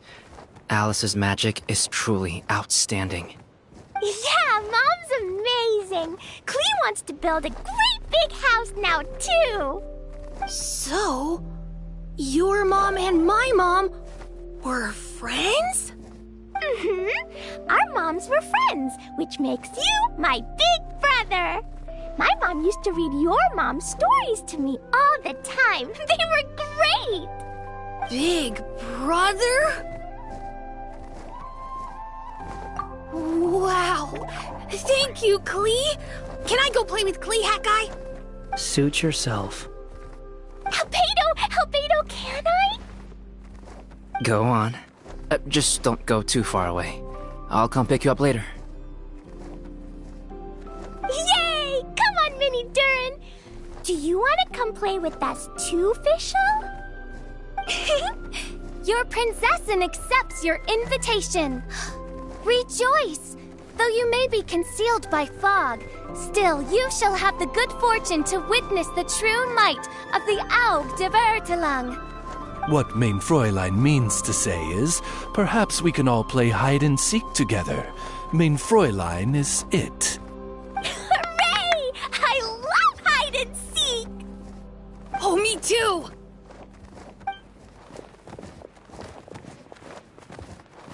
To return to our previous discussion, Mr. Hat Guy, you were telling me about a prophecy? I heard B talking to M. What she said was... Since you're so persistent, let me tell you a secret. Our child will one day rise from the dead. Is she saying that Dragonspine Durin will come back to life? I only heard it in a memory, so don't hold me to it. Understood. My recent observations at Dragonspine lend credence to this prophecy as well. Durin's heart has slowly but surely been growing in vitality. The process is extremely slow, but the trend is clear. What should we do? To start with, plan for every potential scenario, including, of course, the worst-case scenario. I am well aware of Durin's past, and I sincerely hope that things never escalate to that point. Still, we need to be prepared for every possibility. If the prophecy is true, and Durin's heart will one day beat again, I'd like to hope that whatever rises from the dead is no evil dragon, if you understand what I mean. Kind of? But not really.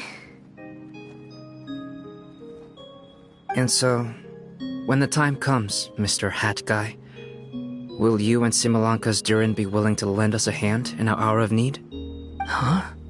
What's this got to do with me? You saved the Durin of this world. I don't see that as a mere coincidence. If there is any meaning to be read into the actions of the three goddesses, beyond fairy tale whimsy alone, I can only boldly speculate that the fate of this reflected world may have a reciprocal effect upon our own world. If Durin of Dragonspine will soon come back to life, we will need many Durin's help, as well as yours, given that your fates are now intertwined. Well, that's a nuisance. To be sure, it certainly won't be easy. Albedo! There's a flying paper ship over there! Can we go see it together, please? Sure. 2 seconds, I'll be right with you. Please give my suggestion some thought, Mr. Hat Guy. Hat Guy, I'm back! Huh? What were you guys talking about? Nothing. Huh. Okay then. Let's go join the others. Everyone's going to check out the new origami ship. All right. I'll be right there. Why would I be? Do I strike you as someone who cares about other people's issues?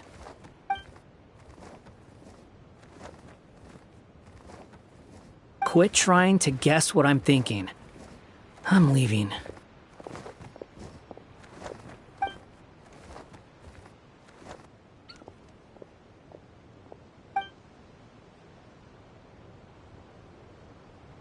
Aww, what a lovely little boat! The forest fairy helped us make it. Paimon just realized there's a lot fewer people around the Broken Sea now. Guess most of them have made their way back to the Metropole. Does this boat have a name? I can't see one anywhere. Huh? A name? Every boat has a name. At least, all the ones I've seen before. They're usually symbolic names that represent something aspirational.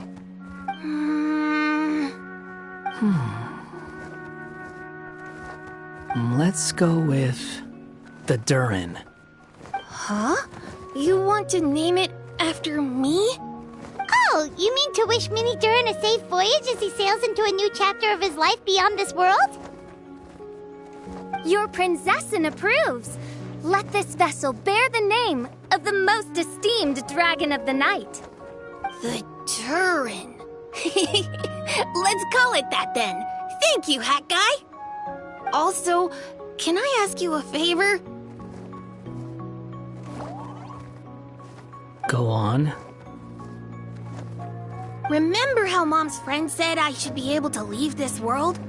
Well, I want to pay a visit to your world. Just a quick trip, can we? Huh? Is that a no? Paimon thinks that's a great idea. If the people of Simulanka are allowed to go to Teyvat, then what's the problem with taking Mini Durin there for a visit? I'm assuming I'll have to be your bodyguard while we're there. I can protect myself. And I'll do what you say. I won't fly off on my own, I promise. Please, can I go? It'll be up to you to stick close. If you disappear on me, don't expect me to come looking. Got it! I'll stick close! Why don't you take the Durin? Now you've given it a name, it'll be a maiden voyage for the boat and a brand new journey for you. Are you leaving, Mini Durin? Okay. Well, make sure you come visit me in Mondstadt so we can play together again. Klee will draw you a map to show you the way. Though our time together has been as fleeting as a ray of light in the depths of the long night, the Immonokreich will welcome you with the grandest of music ceremonies on the occasion of our next reunion.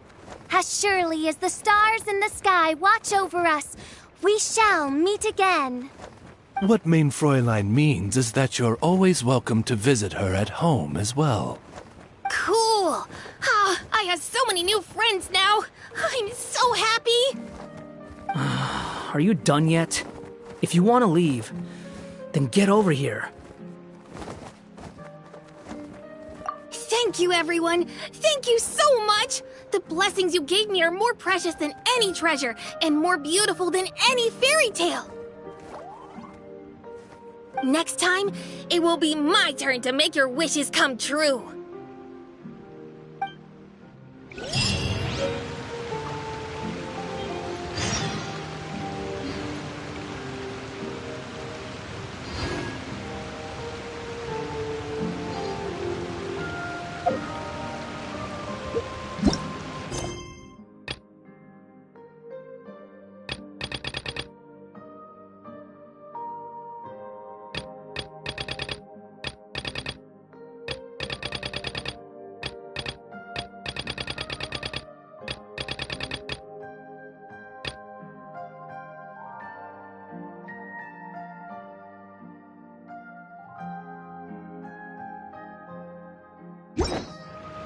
A word of advice, don't break the law.